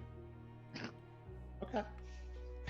As you're thinking about this, as you're thinking about that, you just see Raziel just kind of not even really sit down as most wizards would do and kind of meditate on their spell book and cast a ritual. You just see it kind of lurch out a hand and hold out its spell book, and it ritually casts Tensor's floating disc. The disc appears, and very much like Karen in the river of Styx, he ferries you across one at a time. It is very much like that too, because in the Scarred Lands, everyone who does magic has a weird side effect because of the Titan War. Mine is everything around me withers and dies. Sometimes even small animals will fall dead. So no change Yes. here. Well, they're on your side. They're like I said for Alaron, there was some kind of healthy vegetation they could test the water on. So More. yeah, just the little bit that was left is now just, and it's just kind of that very. It's just if you did a stop motion video of like fruit decaying or grass withering, and then sped it up. That's what it looks like when he casts his magic. But yeah, just very silently, because once again, it's the forest is still unnaturally quiet. So just very slowly, he takes you across one at a time. That's not creepy at all. As the last of you get, cross your figurative river of Styx, you're on the other side. While you continue. And of course, my disc is fleshy and it almost seems like it's moaning. It's probably just the wind, though. Of course. Why? Now, what kind of moans That was a are dumb these?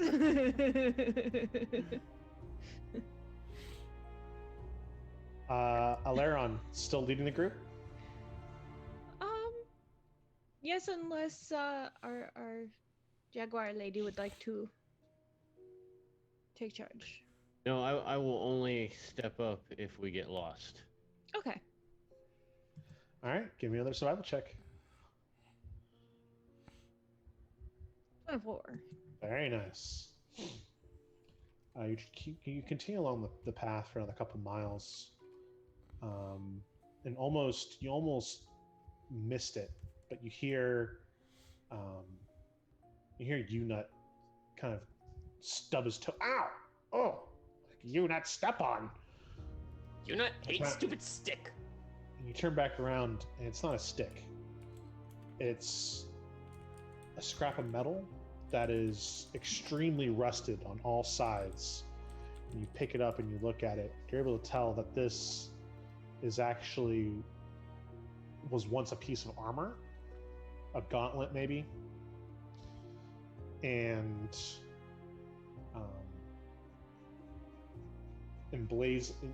all that's left, and it's all corroded and just looks horrible, as if it's been there for hundreds of years. But you do notice it has the symbol of the Gleaming Valley on it, the same symbol as Centurion Ravana had on her armor. This can't be. This appears to be perhaps the remains of one of her soldiers. Clearly is. Unicorn's Vengeance will just go and take it and put it on.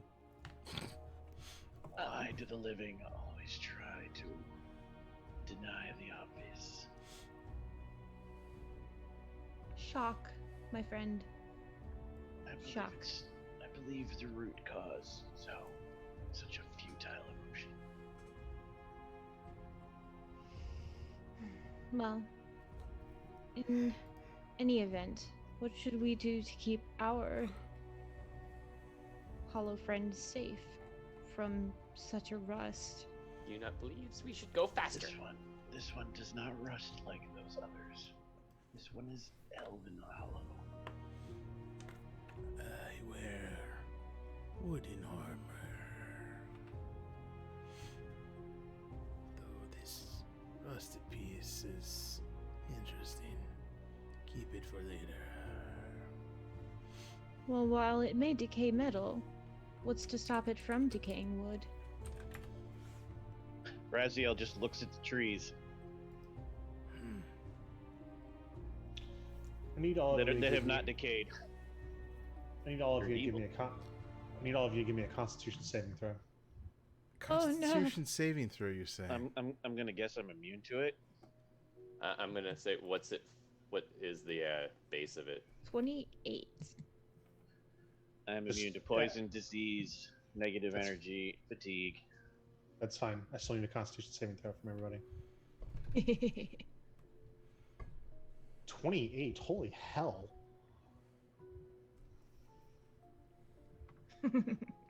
11. It's my second best stat. And I have advantage on it, so 20.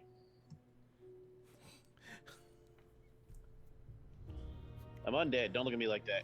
18. Okay. Oh crap.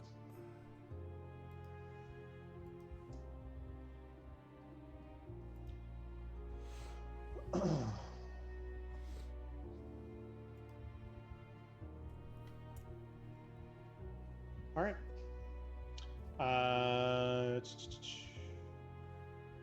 With that 24 survival from before. So you continue along from discovering that piece of armor. And you come across and you notice that you do start to hear the sounds of nature again, just briefly and only a little bit. It's coming from one particular direction. It comes east of the path you're walking on, and you notice there's birds chirping, and you can actually see that there's a small, almost path of flowers that lead right off this main path.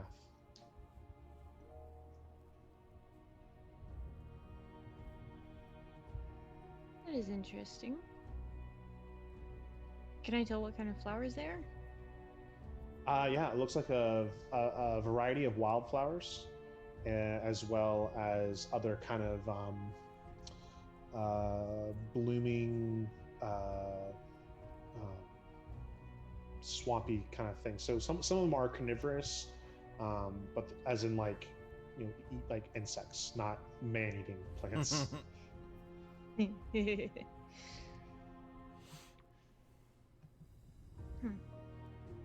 Anything useful to us?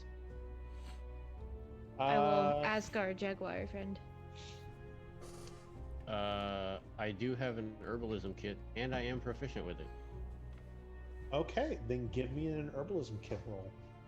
So that would be wisdom and proficiency. So roll Yes, d20, right. add your wisdom, add your proficiency.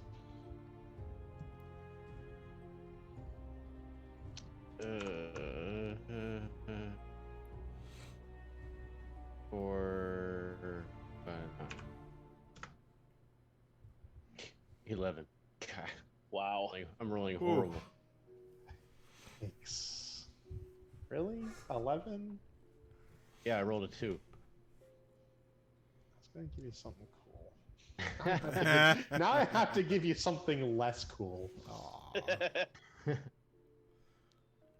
You get a flower. No, you didn't even get the flower. You find a seed. Yeah, you found It's a not even twig. an edible seed. Full on Chrono Trigger. You do notice that amongst it is this kind of lavender colored flower that is blooming. It looks like one of the wildflowers, but actually is it's called pixie table. And you know that if you boil this with cloth, it'll dye the fabric lavender. Hmm. Useful.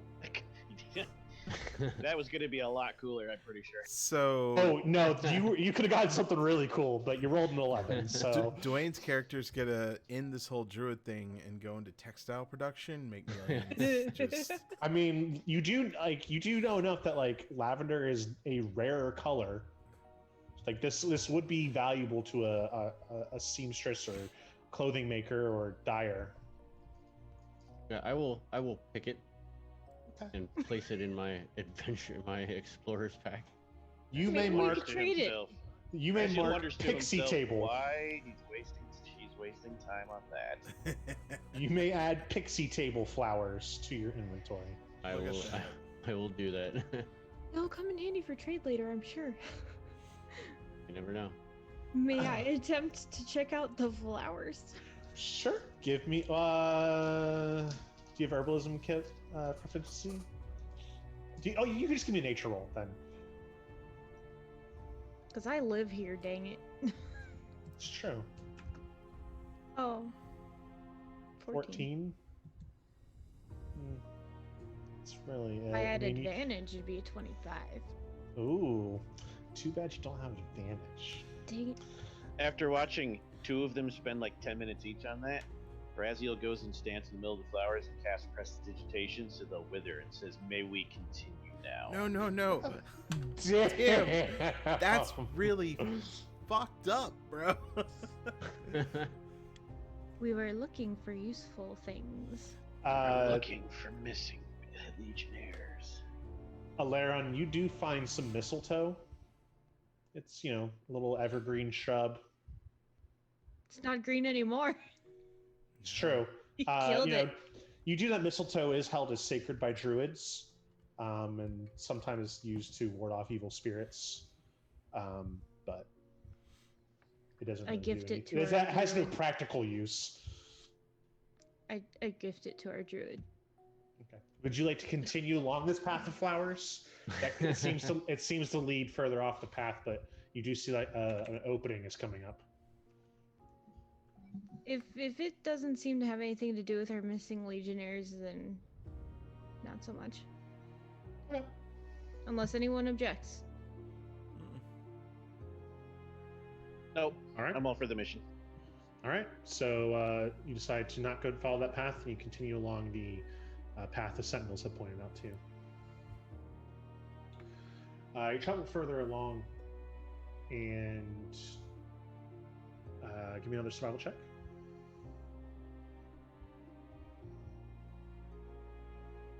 Ooh, 13. Have I led us astray? You follow the path to where it branches,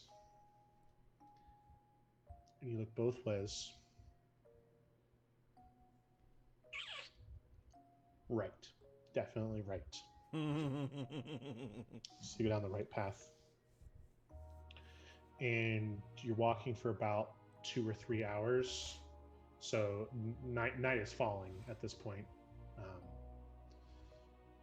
And you realize that I'm not seeing any more Legionnaire tracks. And as you follow it longer, you realize that it's starting to double back on itself. And then it's not long before you're back at the fork. And it is now nighttime. Freaky neck tendons. Raziel's just looking at you. His eyes are opaque and milky from death. So you don't know what his expression is. He's just staring at you. Somehow it's disapproving. This looks like a good place for camp. So much so we visited it. The same twice. good place for camp it was 3 hours ago, yes. Well, let's see. Perhaps the gods You not remember that stick? were like, we should camp here, but we left and then we came back. I get it. I lost our way. We'll set up camp here, and I will try not to murder you both in your sleep. Too late, already dead. I nod, creaky, and follow up with, and I do not sleep. And with that, I stand in the middle of the camp by the campfire and will be our sentinel because I just stand there all night, unbreathing, unmoving. Would anyone like to take watch with your creepy undead sentinel guy? Or Yes, are the you other one totally that fine does with not it? other sleep. creepy undead sleepy guy. The under. Okay. Exactly. Would any of the Got it technically covered. alive? Would any of the technically alive people like to also keep watch with the technically dead people? No, no. Why would they do Not that? That's just- silly. That would be ridiculous. You know, I'm just gonna kind of goes, you not go bed now. Okay, the living people who need to breathe, eat, and sleep are going to trust that those who do not need to eat, breathe, and sleep are going to keep them alive. I like it. Wait, did I miss something here? We're gonna die. All right, you guys can choose to either give me a perception check separately, or one of you can give me a perception check with advantage. I'll let you guys decide. Oh. What's your bonus, Sean? 6. 9. What the 7. fuck, 7. Tyler? 7. 7. Of course 7, it is. 7. 7. Of course it is.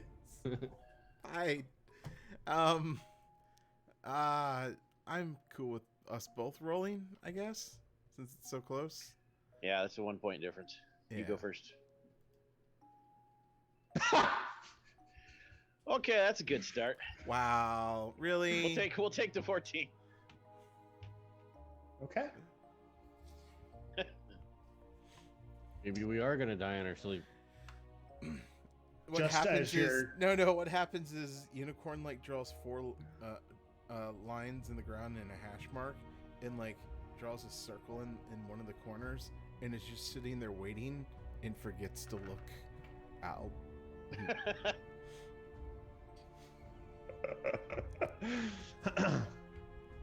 Just as your counterparts who are weak and mortal and fleshy need to close their eyes to slumber. Wait. Can I retcon something? Sure. Okay. Because if you're conscious, you can will. So I have Mark of the Spinning Coin. If you're conscious, you can will this tattoo to activate. No action required. If you do, you can reroll any attack, saving throw, or skill check you just made, keeping the result of the new roll in place of the original one. So Sure. I regain it Yeah. after a long rest. So let me That's try fine. this. I'll again. allow that. Yeah, at least beat our passage. There we go. 24. There you go. There you go. Much better. Yeah. Much better. Much better. Much better. Okay, That was so one extreme of the dice to the other. Wow. yeah, it was. By the way, that thing is from Dead Man Trust. no, I think it's actually from SCARREDLANDS. SCARREDLANDS, yeah. Okay. Still cool.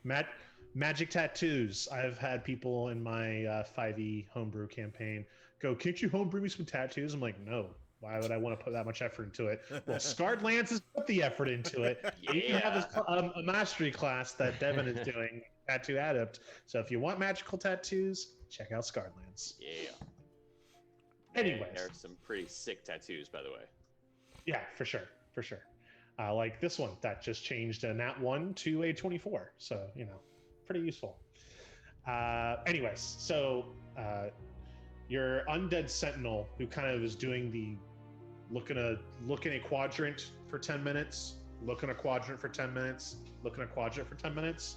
You're like, that's so useless. I'm gonna look in each quadrant for 5 minutes, and then I can be doubly as effective.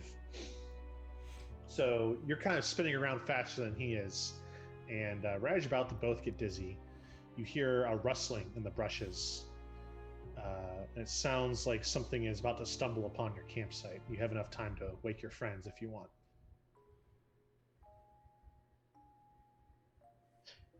Raziel leans his head up and his jaw just kind of falls open. And since the tendons are rotten, it falls open way too far. And like a banshee wail comes out. You were all awakened by the just horrid sound of something dying, something in its death throat, something giving a mighty war. You're not sure, but it wakes all of you up. And it's just enough time that you see this human male stumble into your camp, and you can see that they're all withered and they're so skinny. Their bones show through everything. Completely pale. All the color's been drained from them. Kind of looks like Raziel, where the mouth, you can see the skin on the head is pushed back too much. You can see the full skeleton.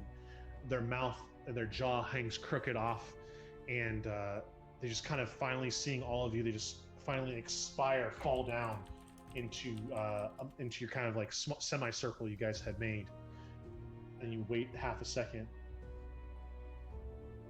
He's not moving anymore. But you see kind of this twitching movement all of a sudden, and the body shudders, the spine kind of cracks and creaks and breaks, and you hear vertebrae popping. And then you see it kind of its own accord kind of flip over, so now it's on its back, and you see something traveling through its chest, traveling up, and you see its throat bulge unnaturally, and then this worm just plops out of the mouth. And it kind of just wiggles for a little bit. And then it moves around. It kind of senses the fire and the light. And it looks at all of you. There's this pregnant moment where all of you are looking at it. And it is looking at all of you. And then it reaches out telepathically to all of you. Mm-hmm.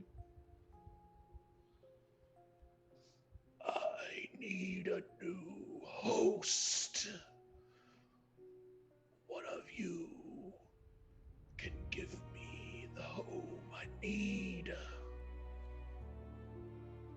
Walk right past the worm. I kick the guy over so he's on his back. I look at it. I sink my hands into his abdomen. I'm hungry. And I eat while we talk. Your compatriot, this person you've not met before, you had your suspicions about what he is and his creepiness, but this is confirmed as just his bare hand just easily breaks open the sternum and rib cage, opens him up, flayed almost, and then just reaches in and starts grabbing intestines and guts and just chomps down on them. I eat about a pound, and then I stuff much more in my pack. That'll last me a week. I'm gonna knock an arrow and aim it at the worm. No, I'm not gonna shoot it, but I'm gonna aim please. At it. Seeing you eat this corpse, you no longer hear the worm, Raziel. Shocker. I need one that lives. What of you? Oh, so you can drain it, like you did No. that. No. This body did not die of my accord. This fool wandered into this forest, drank of poisoned water, and died. Tough luck. Please. This symbiotic relationship I offer works both ways. I can make you stronger. Let's make it weirder. I scoop it up and hold it so it's eye level with the talk. It very briefly reconnects telepathic with you. Please intercede on my behalf. Please. It's a living creature. You would let it die? That seems cruel and unnecessary. For breathers. My body remains untainted. See who I look at the does rat. I'm sure you have parasites anyways. What's one more? You not? He's referring to the fleas that we probably share. Oh, you not talking about snacks. The worm's head is just frantically bobbing between Sihu and Unut. Please. You must hurry. I'm not long without a host. I will die. See who does not want And I hold it out towards the the rat. living I know the thing druid's in her not gonna body. do that. Please. Do not Will you let leave me Unut die. later? When you die, I must find another host, but I bond for life. You not really want roommate. Please, I will die without a body. What you give Unut?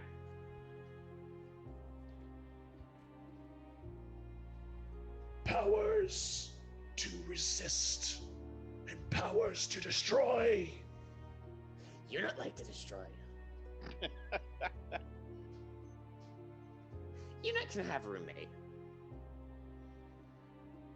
You know, walks up. It rejoins with you again, Raziel.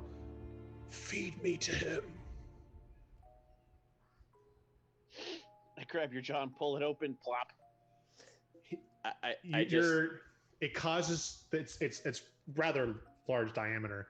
Your jaw actually pops out as it's forcing its way down your throat, and you feel just this horrible sensation as all the parts of the skin Wait. have these tiny hooks in it that it just uses to travel its way and force its way the wrong way down your throat. You feel the hooks and barbs catching into the inside of your throat as it travels down further down your esophagus, down into your intestines, and then You don't feel it anymore, but you know it's still inside of you. As it's forcing my mouth open more, Yuna is kind of. Raziel's just like, fascinating. That's... The rat bonded with the worm while you're gone. Oh, I could still hear it, and that was probably one of the most disgusting things. It was one of the most joyous moments of my life, because my cat just came back, and I'm hearing this thing that is just, what? That is the most disgusting thing I've ever seen. Do you Devin, feel powerful? Devin, I am sending you your benefits and other stuff. And not benefits. Is this something from the book? No. This is just something that Patty made to torture us with. Oh. Yes. Good job, Patty. All right, cool. Thanks. Are you okay with that? Yeah, Thanks, I'm okay I with hate that. it. Okay. I go about collecting the rest of the internal organs from the guy. Easily enough. Wait, did I miss that this thing burst from a dude? Yes. Yeah. Yeah, it crawled out his mouth, and then I pulled the guy open and took his organs out, ate a pound of them, put the rest away. Have you not watched movies? Like, what? No. The guy died, and then it came out. It didn't kill him. Sure.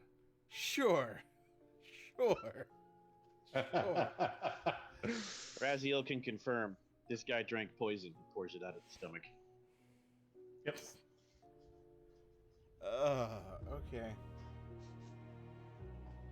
Okay. See who goes back to sleep.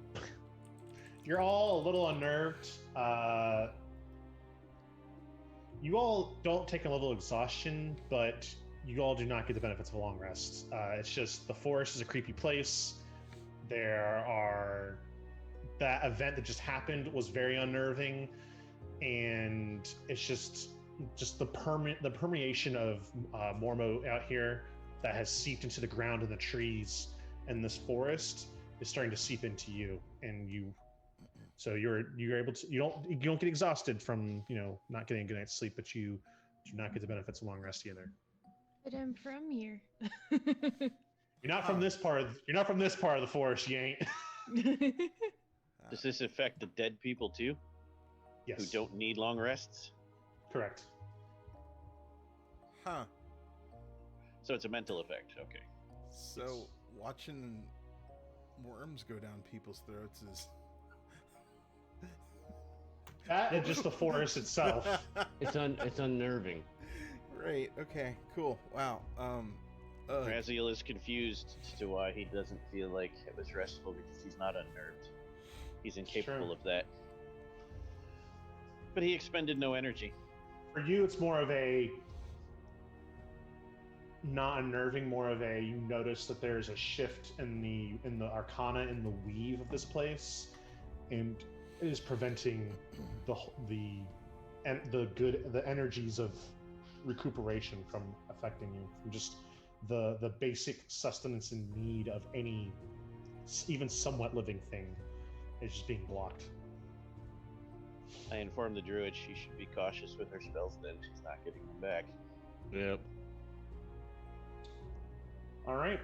Our new day, new dawn. Are we forgiving Alaron for the brief missing of directions and allowing them to continue leading the party, or is it Sihu's turn? Vote of no confidence. Raziel doesn't care. Walking all day and night means nothing to him. I will. I'll give it a shot. If that's okay. Lyron was tantruming anyway and would not lead even if asked. Yuna Sure. agrees with this decision. Can't See if fire we me. can- I quit. See if we can pick up the trail. All right, give me your survival check. 26. 26. Holy hell. Okay. You decide to take the left of the fork this time, as it is very clearly the way you're supposed to go. Duh.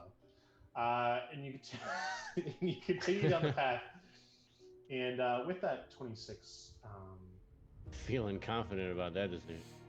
yeah, you stop for a moment as you see these beautiful white flowers that have a red tinge in the petal that's kind of curly cues. And you pause because these flowers are actually incredibly rare and extremely powerful. Well, they could be. These are either the flowers of the queen hornet's sting or the flowers of the nymph's kiss. One is deadly poison. One is delicious tea. Deadly Hint. poison, delicious tea. Hint, you should tell Raziel to pick one. Deadly poison, delicious tea. Oh, is it Even time? though Raziel's looking at you and you feel like if his lungs would inflate, he'd be sighing.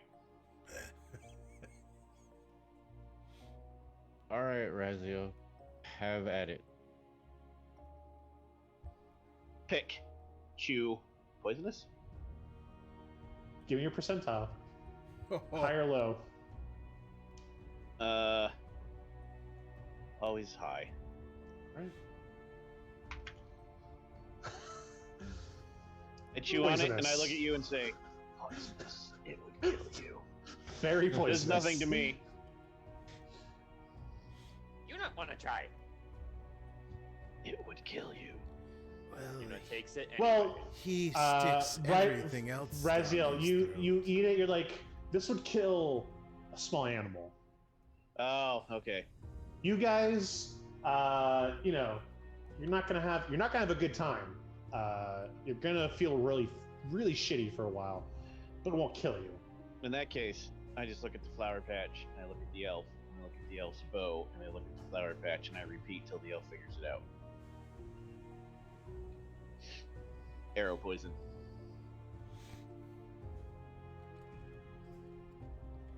If you'd like to give me a, what'd you say you had? Herbalist tools or? Yeah, that's Herbalist the manticore. Yeah, I have herbalism and herbalist kit.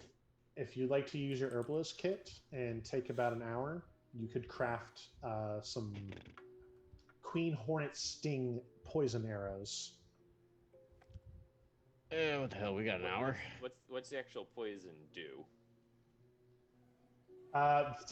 Raziel will be able to basically tell you that it would inflict the poison condition.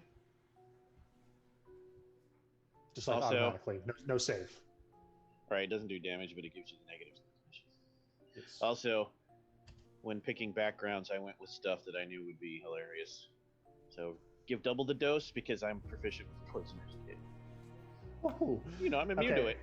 then we'll say that not only can you poison all of the arrows Alaron has, that in addition to automatically inflicting poison condition, they can do an additional 1d4 poison damage. Nice. Ooh. So just by getting hit, you get inflicted with it. Yes. So then can I get a little bit of that, just equivalent to 4 doses for? I have a little clockwork that can deal poison when he attacks. Sure. Cool. So you in still my need notes, me to roll for that? I don't think you Yes. can make your roll. Oh, do you want us both to roll? Just him. The poison, just him. As long, just don't roll bad. Yeah. Can we say I'm assisting her so she gets advantage? Sure, I'll allow that too. so And that would be It's why. It's okay, advantage. It's okay, advantage. Hell. My lord. Come on. Okay, That's much fair. better. All There right. you go, Yep. there's If, So if ju- it was me, it would be a 4. Yes. So all of Valerian's arrows now inflict poison condition on a hit and do 1d4 poison damage, and your little clockwork has four hits of that same thing as well. Okay. And now Raziel's just chewing on the flowers while we walk. is this on all of my arrows? Yes. Or All of okay. your arrows moving forward now have this. 1d4 poison damage on all my arrows, thanks to pretty flowers. Yes, these are like honeysuckles for Raziel. Just like, Exactly. I like poison. yeah, it's delicious. It does good when you do.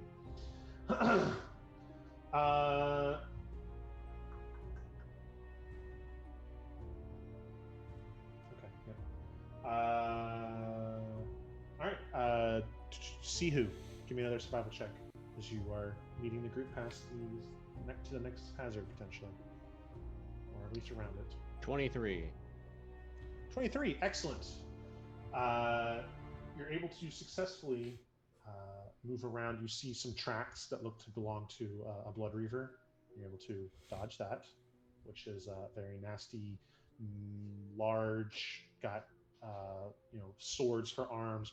Imagine like a praying mantis on steroids kind of thing. That is silent and Sword arms, right? Green. You. Yeah. You don't want to fuck with it. So you're able to see the telltale signs of one of those and dodge around it. But in doing one of those so, creatures where I wish I could go to CR3. But as you to avoid it, you come across another very large pool of standing water. What's with This the pools of certainly standing is water? a lovely forest. It's true, Raziel. This is like your ideal forest. There's not a lot of living things here. A lot of death, a lot of decay, a lot of fungi, and rotting and stench. It's pretty cool So for peaceful. you.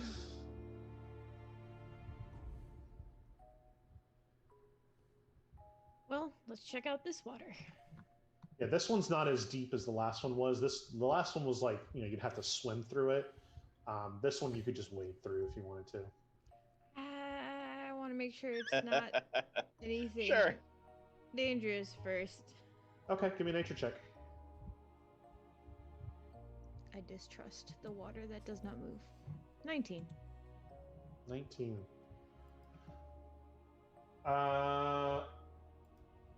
Yeah, you look at the water.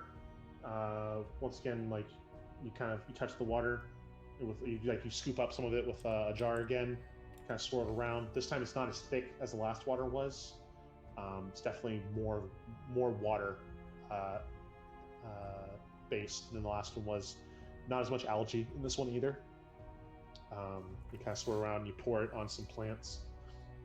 Once again, no immediate effect from the water either. I cast Detect Terrible Hidden Water Monster. Oh, okay. Can you read off word for word what that spell does? Yeah, give me a minute. This spell detects terrible hidden water monsters, 90-foot radius. Wow, man, Scarredlands really thought of everything that 5e didn't have. It has the spell for it now. Dang, I knew I missed a spell somewhere. Oh, holy crap! There's a kraken in this water. Now there is. Awesome. Even though it's only like ankle deep, now there is. Is it Donovan's ancestor? Ooh, maybe. Oh goodness. I offer the jar of water to our resident undead. Here you go. Thought you'd like a drink.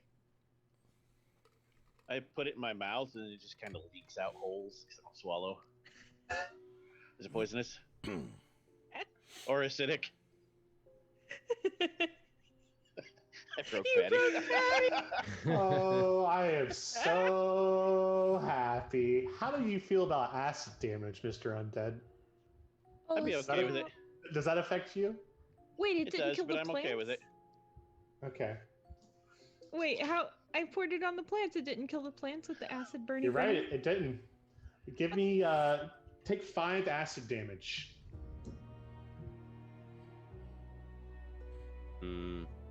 Probably only attacks flesh.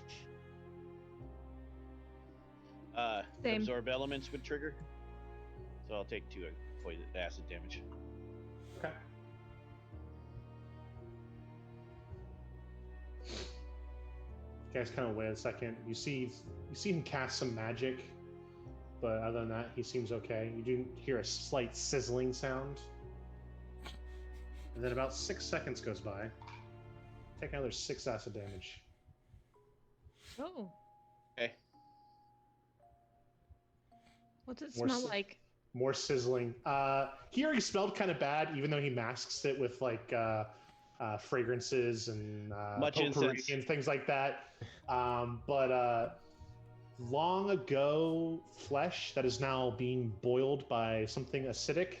Not a great combination. You not think this smell like mother-in-law's house? Interesting. Take another 4 acid damage. Holy.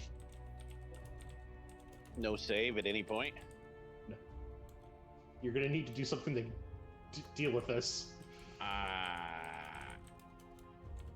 Can you? You're undead? Can you like relieve yourself? Like, is that a thing? That like, does your bladder work? Like, what's going on with that situation? Anybody can give me a perception check at this point. Oh no. I roll around in the mud to make the GM happy. 25. 25. Okay, Yes. that'll probably do it. 13. Oh, what the hell, roll. 11. 11. Good thing we got Ever's character here. Otherwise, Raziel might be taking past damage forever. We'll just go ahead and give it to Leon. So you hear the sizzle. You look at the plant, see that it's fine. You hear the sizzle of his flesh, what little flesh there is still left. And you just take out your water skin and you just like pour it down its throat. It goes out the same holes the standing water did. And Raziel, you are no longer being acided alive or undead, or whatever the technical terms for both of those things would be. Raziel thinks to himself, "That's not how acid works. Water does not cancel acid." You're right. This Alaron, you realize that what had happened was this water is infected with violet slime. Oh. Oh, wow. While it's in the pool, while it's in any water whatsoever, it is inert. You can't discern the water from the slime. But when the water or the slime that's in the water is poured out or poured onto something, that's when it starts to affect. So if you had been walking in or swimming in this water, if it was high enough, you wouldn't know something was happening until you get out. And then that's when it starts to work its magic of burning through flesh. Oh, wow. That's You really know messed up. that the only cure for this is to wash it off with water that is not tainted by violet slime, or to burn it away. Seeing that Raziel is a ally, you thought the best course of action would be to use some of your precious water to wash it off. Even though he picked on me for getting us lost. Yeah, I suppose so. It's better than smelling sizzling flesh for the rest of the day. You do Rotten notice, bacon though, is not a fun smell. you do notice though that no extra flesh seems to be missing, because I still had 1 hit point left of my false life that had been running since we started. Oh my god.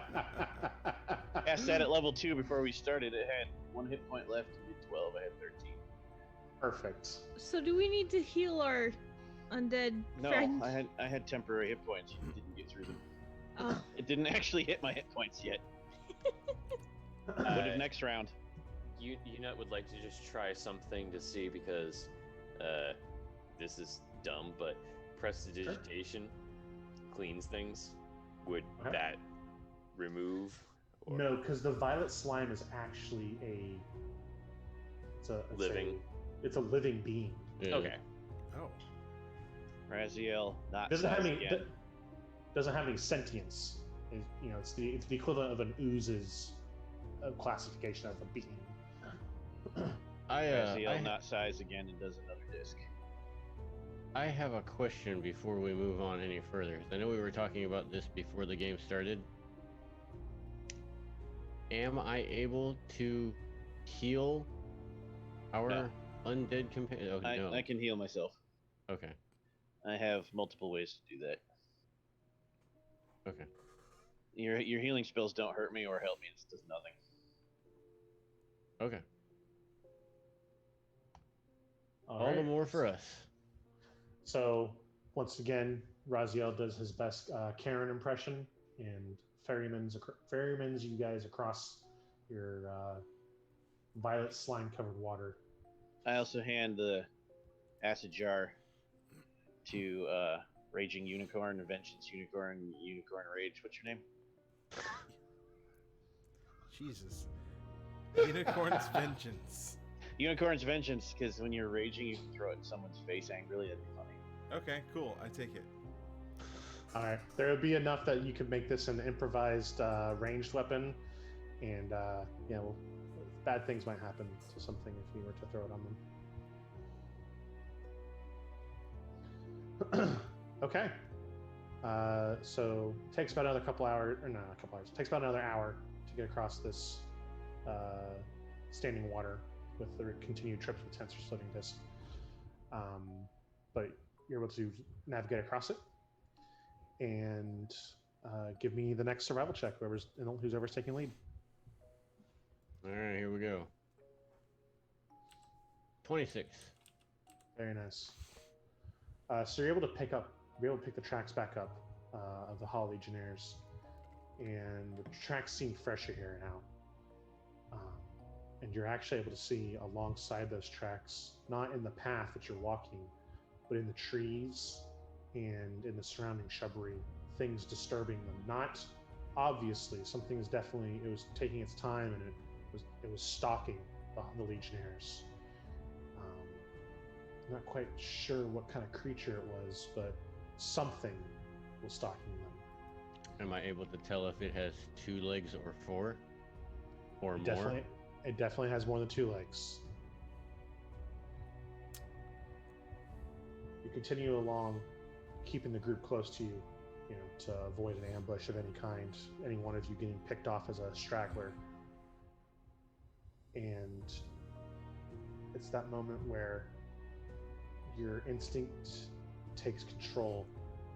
It's you, then I would assume then Alarion, and then I'm not sure who would be third after that, but you take a couple steps, Alarion takes a couple steps, and it's the steps of the third person that there's that brief moment where you whip around, wait, no!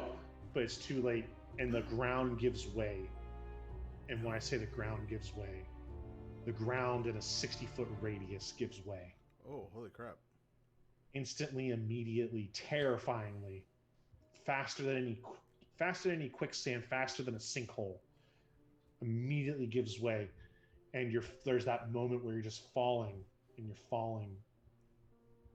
and then you're stopped violently, bouncing in the same position, swaying, and you feel these sticky, thick strands all over your body. Nope. You feel the tickling on your skin of tiny, tiny little spiderlings that are crawling all along your arms and going up, and that's that moment where all of you are in this fight or flight response, where you're thrashing around the web and you're trying to get out of it, and you're reaching for arms and armament to cut yourselves loose. Except Razzie, who can't figure out what the big deal is for a minute. He's like, oh. Yeah, the spiderlings don't affect you. I mean, you're still not able to move, but the spiderlings aren't affecting you. Does he pull a Kiliok and eats one? I have a question. Sure. I do as well. My question is, Tyler, does your character have advantage against sinkholes? I have Featherfall. Of course. Because I'm a wizard. Okay. Yeah. You could use it here. It would slow your descent into these parts, but I was going to announce it if we needed to, closer to the ground, but the spider web stop us. Why waste it? Fine. Yeah. And then Devin? How far are we from the new ground now that we're... You look down. You can't tell if it's ground or just really thick webs, but it looks like there's something it ends about 30 feet down. Okay. You hear this gurgled, gnashing speech. It's as if something that shouldn't be able to speak is mimicking horribly speech. You can hear the sound, and it's understandable, but you know immediately that this shouldn't be happening, and whatever is speaking shouldn't be smart enough to be able to make this speech. It's just unnatural an abomination, an aberration of nature that this sound exists. Welcome to the webs. Nope. This is my spider pit. I am Imbria the Fire. And you are my next meal. And that's where we'll end for the night. What? What? Say what? I didn't even realize it was that late already. Yeah, man. 11:46. Oh yeah. Time flies when you're having fun. This is awesome. I didn't even get to show off any of my cool shit. That's what next week's for, man. Yeah, don't worry. There'll be plenty of opportunity to show off your combat, your character's combat abilities. We got to see Yeah. some out of combat abilities from our characters, and next week we will be able to see some of the in combat, as it sounds like they have found the lair of the witch spiders. Fuck, Toy. Did you guys hear that? No! We don't What? live in your creepy haunted apartment. Yes, so we will have to wait until next week to see what happens to our adventurers. It has been a pleasure telling the story to you, listeners. We hope you enjoyed what you saw and heard as much as we enjoyed performing it for you. Let's hear from our players now. Once again, your name, handle, character, and where people can find you outside of Vorpal Tales. I'm at Space Lord PJs. You can find us tomorrow. I'll be running the Pugmire, How the Pirates Stole Yuletime. Excited to get back to that. I'm Eldritch Echoes, and Friday will be my next game for Mad Mage. The next time you can catch me doing something creepy is Sunday. Hey everybody, I have been Alaron, and now I am Ever, and you can find me all over the internet as Changeling Ever. You can find me in every deliciously dark and adventurous TTRPG that Vorpal Tales has to offer. So, see you there. And I am at Made of Kimchi. I am Made of Kimchi. I am Kimchi. He is Cabbage. I am Cabbage. And tonight I played Shihu, the Manticora Circle of Blood Druid. You guys can find me. I forgot what day it is. What is today?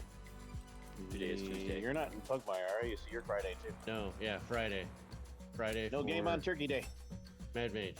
Yes. Yeah, no game Turkey Day. I forgot. I have to work Friday too, so it's like Oh. And I have been inhabiting the human named Devin, and you can find me online at Sort of Sully. And tonight I have been playing the Slytherin Wizard unit. And the next time you can find me on Friday in Patty's Mad Mage game. Perfect. Thank you. I have been Patty Shakes, and we will be back next week to finish our jaunt into the stories of Dead Man's Rest.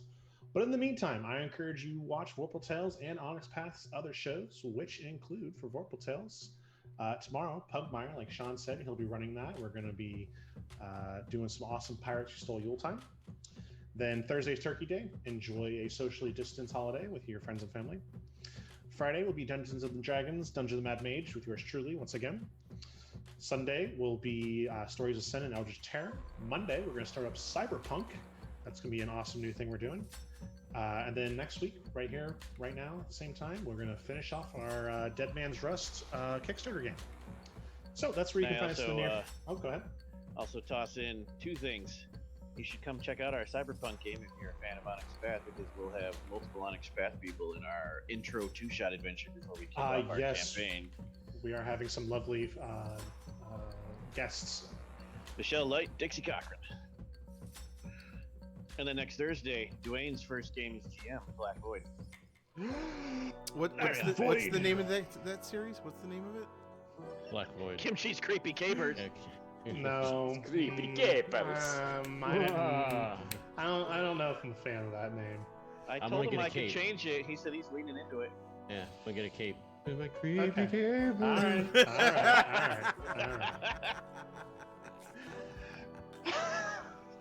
All right, and now for the true fans, we're going to vote. Our players will nominate one other player, but new to Vorpal Tales, you, the audience, can vote for your favorite player as well. We should tally the votes in chat after we sign off and award our players appropriately. So, same order as always.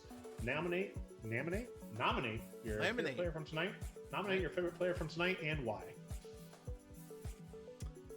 I would like to laminate Dwayne's character for keeping it real with the cat's feet.